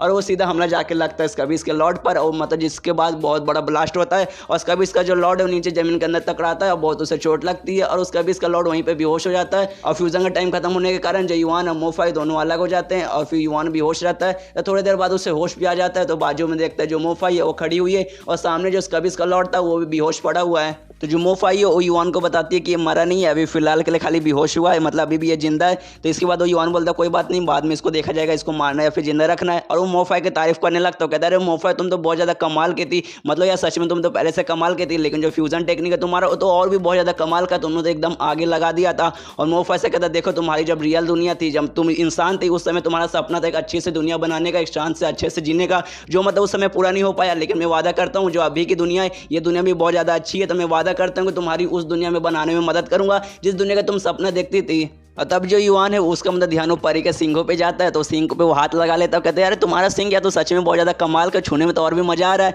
और ये इस बात पे परी को मतलब अच्छा नहीं लगता, मतलब मोफाई को अच्छा नहीं लगता, तो युवान को कूट देती है। और कूटने के बाद युवान की हाँ हालत खराब हो जाती है। तो जो बुक वाली परी थी वो आके बताती है यार कितने बेशरम हो यार, मतलब उसके सिंगों को हाथ लगा रहे, वो सिंग मतलब एक प्राइवेट पार्ट जैसा रहता है, तो आप गलत कर रहे हैं, इस बात के लिए तो आपको कूटना बनता ही है। और तभी वहाँ पे मतलब स्कूल की जो डायरेक्टर रहती है वो आती है, जिसने युवान को काम दिया था कि मेरे स्कूल के अंदर आओ और वहाँ पे जितने भी स्कबिस वगैरह उनको मारो। और ये एक कभी इसको तुम मारोगे तब तुम्हें मतलब एक में परी की सीट दूंगी, और तुमने आज 2 को मार दिया। जो हमने एपिसोड 3 के अंदर देखा था, उसने 2 फीमेल्स कभी को मरवाया था परी द्वारा। तो वो कहता है कि हाँ, जैसा मैंने तुमने वादा किया था, मतलब जैसे मैंने वादा किया था तुमसे, ये लो परी के 2 सीड, और 2 परी के सीड मतलब युवान को दे देती है। और उसके बाद जो स्कूल का डायरेक्टर है उस गड्ढे के पास आती है, जिस गड्ढे के अंदर मतलब उसका भी इसका लॉर्ड पड़ा हुआ है। वो आते ही तो युवान उससे कहते हैं, अरे आप सही समय पे आए, इसको देखिए, इसका भी इसका लॉर्ड है, और यहाँ पे जो प्रिंसेस है ना उसे नुकसान पहुंचाने के लिए आया था। मैंने इसके साथ लड़ाई भी की, लेकिन ये मरा नहीं है, फिलहाल अगर जिंदा है, तो हमें इसके मतलब आगे क्या करना है। तो ये सुनने वाले डायरेक्टर कहती है, तुम्हें कुछ भी नहीं करना, आगे का काम मैं संभालूंगी, और इसके बारे में मुझे सब कुछ पता है। तो ये सुनने के बाद युवान भी कहते हैं, अरे भाई यार सच्चा हो गया, मुझे लगा भाई मैं ये सब करूँगा, इसके साथ झगड़ा करूँगा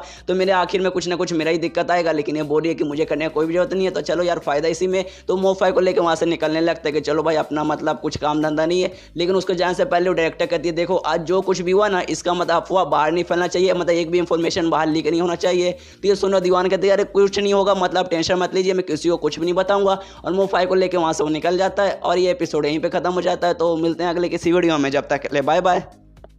तो demon spirit seed manual episode 8 की शुरुआत होती है युवान से, जो कि अपने स्कूल के अंदर है, और उसको बहुत ज़्यादा नींद आ रही है, इसलिए वो सो जाता है। क्योंकि कल रात को उसकी लड़ाई हुई थी इसका लीडर के साथ, उसने मोफाई के साथ फ्यूजन किया था, प्लस रात में बहुत सारा कांड हुआ था, जिस कारण वो रात को मतलब सो नहीं पाया, जिस कारण अगले जब स्कूल में आया तब उसको नींद आ रही है, जिस कारण वो सो जाता है। और उसका जो क्लास टीचर रहता है वो अनाउंस करता है कि देखो यार, जो हमारे क्लास के अंदर आज है ना 2 नए स्टूडेंट आने वाले हैं, जिसका मैं इंट्रोडक्शन कराऊंगा। और तभी वो 2 नए स्टूडेंट को बुला लेता है, और 2 नए स्टूडेंट और कोई नहीं, जो सबसे पहले जो प्रिंसेस थी वो रहती है, दूसरी जो अपनी परी थी मोफाई वो रहती है। और क्लास में आने के बाद जो प्रिंसेस है सबसे पहले अपना इंट्रोडक्शन देती है, कहती है मेरा नाम एन क्वीन है, और आज से मैं तुम्हारी क्लासमेट रहूंगी। इसके बाद मोफाई का नंबर आता है अपना इंट्रोडक्शन देने का, लेकिन उसको थोड़ी सी शर्म आती है, लेकिन जैसे तैसे वो भी अपना इंट्रोडक्शन दे देती है। उसके बाद उनका टीचर बोलता है अच्छा ठीक है, इसके बाद तुम लोग जाके बैठ सकते हो, तुम्हें जहाँ भी मतलब सीट खाली दिखाई देगा वहाँ पे जाके बैठ जाना। तो जो युवान रहता है, युवान के बाजू में सीट खाली रहता है, तो दोनों जाके युवान के बाजू में बैठ जाते हैं। एक युवान की पहली साइड में बैठती है, दूसरा युवान के मतलब दूसरी साइड में बैठ जाती है। और यहाँ पे जो युवान है वो तो मतलब आराम से मजे कर आराम से सोया है, तो उसकी आँख खुलती है,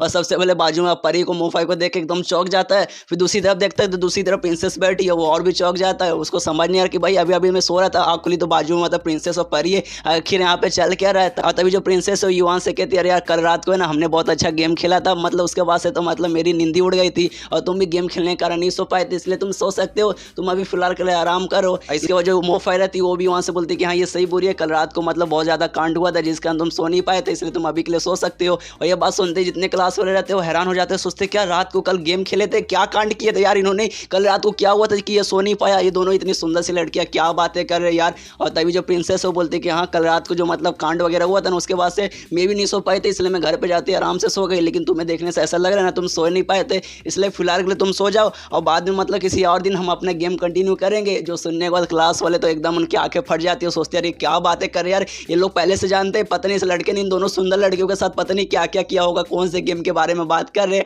और थोड़ी देर बाद जैसे इनका मतलब लंच ब्रेक रहता है, उसमें जो सारे लड़के हैं उसके क्लास के युवान के पीछे पड़ जाते हैं कि साले यार कैसा कितना एक नंबर कमीना लड़का, तो इतनी सुंदर लड़कियों के साथ पता नहीं क्या क्या किया, तुझे हम छोड़ेंगे नहीं। और यहाँ पे युवान भागे जा रहा है और चिल्ला रहे कि यार मेरे क्या किया यार, इसमें मेरी क्या गलती है, तुम लोग मेरे पीछे क्यों पड़े हुए यार। लेकिन जैसे तैसे ना युवान वहाँ छुप जाता है, सारे लड़कों की नजर से बच जाता है। उसके बाद जो है ना वो लाइब्रेरी की तरफ बढ़ जाता है, ये कह के चलो यार फाइनल जो मेरा इंपॉर्टेंट काम है वो मैं करता हूँ। तो उसकी जो बुक वाली परी है वो हमेशा उसके साथ रहती है उसके मोबाइल के अंदर। तो वो पूछती है युवान से इंपॉर्टेंट काम कौन सा इंपॉर्टेंट काम है। तो युवान बताता है कि जो स्कूल में ना यहाँ पे मैं मैजिक सीखने आया था स्पेशली, तो मैं मैजिक सीखने जा रहा हूँ, इसलिए लाइब्रेरी में जाता हूँ, वहाँ पे कोई ना कोई मैजिक का बुक मिल जाएगा। तो लाइब्रेरी में जाता है, बुक लिखने लगता है। तो वहाँ पे एक लड़की थी जो कि मतलब ऊपर आसमान में बैठी थी, मतलब बुक शेल्फ पे वो बैठी थी। तो युवान से बोलती है कि अरे भाई तुम यहाँ क्या करने आए हो, तुम्हें बुक चाहिए क्या। तो युवान बोलता है कि हाँ मुझे एक मैजिकल बुक चाहिए, क्या मुझे मिलेगा। तो लड़की पूछती है अच्छा ठीक है मिल जाएगा, लेकिन किस चीज़ का चाहिए, मतलब कौन सा मैजिक तुम्हें सीखना है। तो ये सुनने दीवान बोलता है मुझे मतलब प्लांटिंग का चाहिए, मतलब जिसमें खेती वगैरह कर सकते हैं, अच्छे से गार्डनिंग कर सकते, उसका मैजिक का चाहिए। तो वो आती है नीचे अपने मैजिक से वो 5 बुक लाती है, युवान की तरफ देती है और कहती है अच्छा ठीक है ये 5 बुक है ना तुम्हारे काम आएगी, लेकिन जिस हिसाब से तुम्हारा लेवल है ना फिलहाल के लिए मैं तुम्हें 5 नहीं दे पाऊंगा, लेकिन इसमें से तुम 2 ले सकते हो, मतलब मैं तुम्हें 2 दे सकती हूँ। तो युवान 2 ले लेता है। तो युवान वो दोनों बुक लेके मतलब एक लेक था उसके किनारे पहुंच जाता है, खुश होकर फाइनली मतलब मुझे बुक मिल चुका है जिसके जरिए मैं मैजिक सीखूंगा, और मुझे 2 मतलब पैरी के जो सीड मिली है ना उसके जरिए मैं और परी उसके अंदर से निकालूंगा। तभी जो उसकी बुक वाली परी वो कहती है कि नहीं भाई, लेकिन ऐसा नहीं हो सकता यार, आप गलत समझ रहे। ऐसा नहीं हो पाएगा कि जो बुक आप लेके आए हैं ना वो नॉर्मल प्लांटिंग के लिए है, मतलब उससे आप नॉर्मल खेती बाड़ी कर सकते हो, उससे फूल वगैरह उगा सकते हैं, उससे परी के सीड को आप नहीं खोल पाओगे। और ये सुनते जो युवान रहता है सदमे में चला जाता है, सोचता है यार अगर तुम्हें पता था तो मुझे पहले बता देना चाहिए था, आप बता के क्या मतलब हो रहा है। ये सुनने के बाद बुक वाली परी बोलते कोई बात नहीं, टेंशन मत लीजिए, इसका मतलब रास्ता है मेरे पास, एक काम कीजिए जो बुक है ना बस वो मेरे पास लाइए, उसका इन्फॉर्मेशन वगैरह मैं अनलॉक कर सकती हूँ और मुझे तरीका पता चल जाएगा कि ये जो मतलब कैसे इसको अनलॉक करना है, जो परी वाली सीड है उसको कैसे अनलॉक करना है मुझे पता चल जाएगा। तो युवा ने बुक बाजू में लाता है, उसके बाद जितना उसका इन्फॉर्मेशन वगैरह डिटेल वगैरह है ना परी सब वो अपने दिमाग में भर लेती है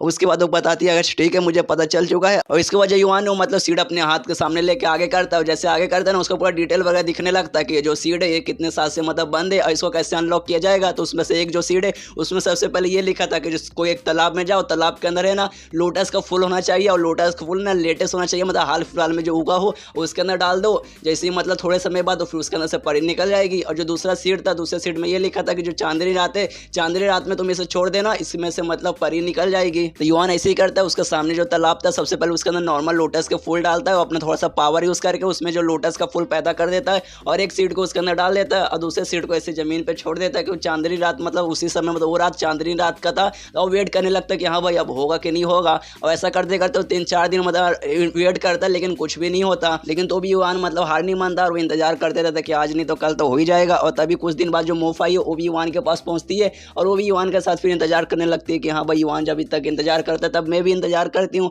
और फिर सीन शिफ्ट होता है उसी कभी इसका राजा पर। अब गाइस हमें पता नहीं इसके साथ क्या हुआ, मतलब इससे पहले ऐसा लगा था कि ये पकड़ा जाएगा लेकिन अभी तक पकड़ा नहीं गया है। और जो कभी इसका लौड़ा एक बंदे के पास जाता है जो ऐसा देखने से ऐसा लग रहा है कि जो बंदा है ना वो कहीं का राजा है और उसके पास जाती है जो कभी इसका लौड़ा है वो झुक जाता है, कहता है प्लीज़ मुझे माफ़ कीजिए, जो मेरा काम आपने दिया था ना प्रिंस को उसको ख़त्म करने का वो मैं नहीं कर पाया, उसमें मैं फेल हो गया, तो प्लीज़ मुझे माफ़ कर दीजिए। तो ये सुनने के बाद जो बंदा रहता है ना जिसके लिए मतलब वो कभी इसका लॉर्ड काम करता है, उस सबसे पहले ताने मारने लगता है, इसको चिल्लाने लगता है, कहता है साले तू मतलब कभी इसका लॉर्ड है, कोई नॉर्मल कभी नहीं है, तुझे मतलब मैंने इतना ट्रेनिंग वगैरह दिया था, तेरे पीछे पता नहीं पैसे वगैरह खर्च किए थे, तुझे पूरा अच्छे से डिटेल वगैरह बताया गया था सब कुछ, तो जो भी प्लान था ना प्रिंसेस को मारने का वो सब पहले से तैयार था, लेकिन एंड में तो आखिर फेल हो गया, ऐसे कैसे तो फेल हो गया, मुझे इसका जवाब चाहिए। ये सुनने बाद कभी इसका लॉर्ड करता है कि क्योंकि जो प्रिंसेस थी ना वो अकेली नहीं थी, उसके साथ एक लड़का था, उस लड़के के पास एक परी भी थी जिसके बारे में हजारों साल से कहानी है कि महान महान परियां होती है, वो परी उसके बाद उसके साथ थी। तो ये सुनने के बाद जो किंग रहता है वो कहता है अच्छा ऐसी बात है, अगर ऐसी बात है तो मैं उस परी को ले सकता हूँ, परी की पावर यूज करके मैं पूरी दुनिया पे राज कर सकता हूँ। तो ये सुनने के बाद उसका भी इसको लॉर्ड कहते हैं कि हाँ पैसा कर सकते हैं, लेकिन वो जो परी है ना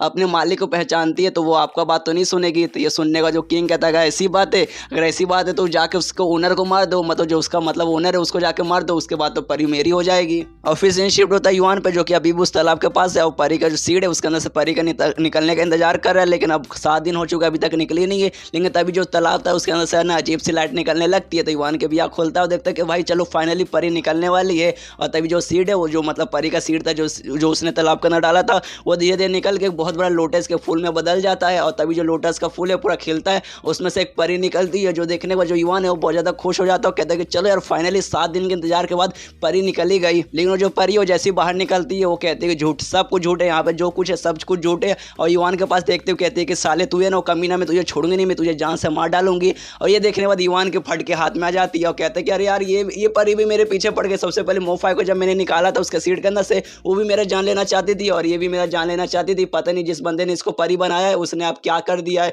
तो वो मोफाई से मदद मांगने लगता है, कहता है प्लीज़ यार मोफाई मेरी जान बचा लो, वरना ये मुझे मार डालेगी। लेकिन मोफाई बोलती है इसमें मेरी क्या गलती यार, तूने मतलब उसको प्लांट किया था, तूने उसको अपनी सीट के अंदर से निकाला था, तो इसमें तेरी गलती है, तू अकेले उसे संभाल। और तभी वो जो परी थी दूसरी वाली वो हमला करने के लिए आ जाती है युवान की तरफ, लेकिन जो मोफाई है उसको बचाने के लिए तैयार हो जाती है। लेकिन तभी अचानक से दूसरे जगह पर लाइट जलने लगता है, मतलब उसमें से लाइट जल रहा था, जो दूसरा सीट था ना उसमें से लाइट जलता है और जो दूसरा सीट है उसमें से भी एक अजीब सा प्लांट निकल रहा है। और प्लांट निकलने के बाद उसके अंदर से भी एक फूल निकलता है और जैसे वो फूल मतलब खिलता है उसके अंदर से दूसरी परी भी निकल जाती है। और जैसे दूसरी परी निकलती है जो पहली वाली परी थी ना वो जाती है दूसरी वाली के पास, वो कहती है अरे बड़ी बहन यार हम लंबे समय बाद मिले हैं, मैंने आपसे वादा किया था ना कि हम कभी अलग नहीं होंगे, देखिए हम कभी भी अलग नहीं होंगे, हमेशा आपके साथ रहूंगी। लेकिन जो दूसरी वाली परी है उसको समझ नहीं आ रहा क्या बड़ी बहन क्या मतलब, मैं तुम्हारी बड़ी बहन हूँ तो मेरी छोटी बहन है। तो पहली वाली परी बोलती है कि हाँ आपने सही कहा, मैं आपकी छोटी बहन हूँ। और फिर उसको भी याद आ जाता है, दोनों मतलब काफी ज्यादा खुश है कि हम लोग लंबे समय बाद एक दूसरे से मिल गए। और ये देखने के बाद युवान के फट के और 64 हो जाते हैं कि अरे यार पहले तो एक थी अब दूसरी भी आ गई, पक्का ये दोनों मिलकर मेरे पीछे पड़ जाएंगे। तो वो जाता है मोफाई से मदद मांगता, कहता है प्लीज मोफाई यार कुछ भी हुआ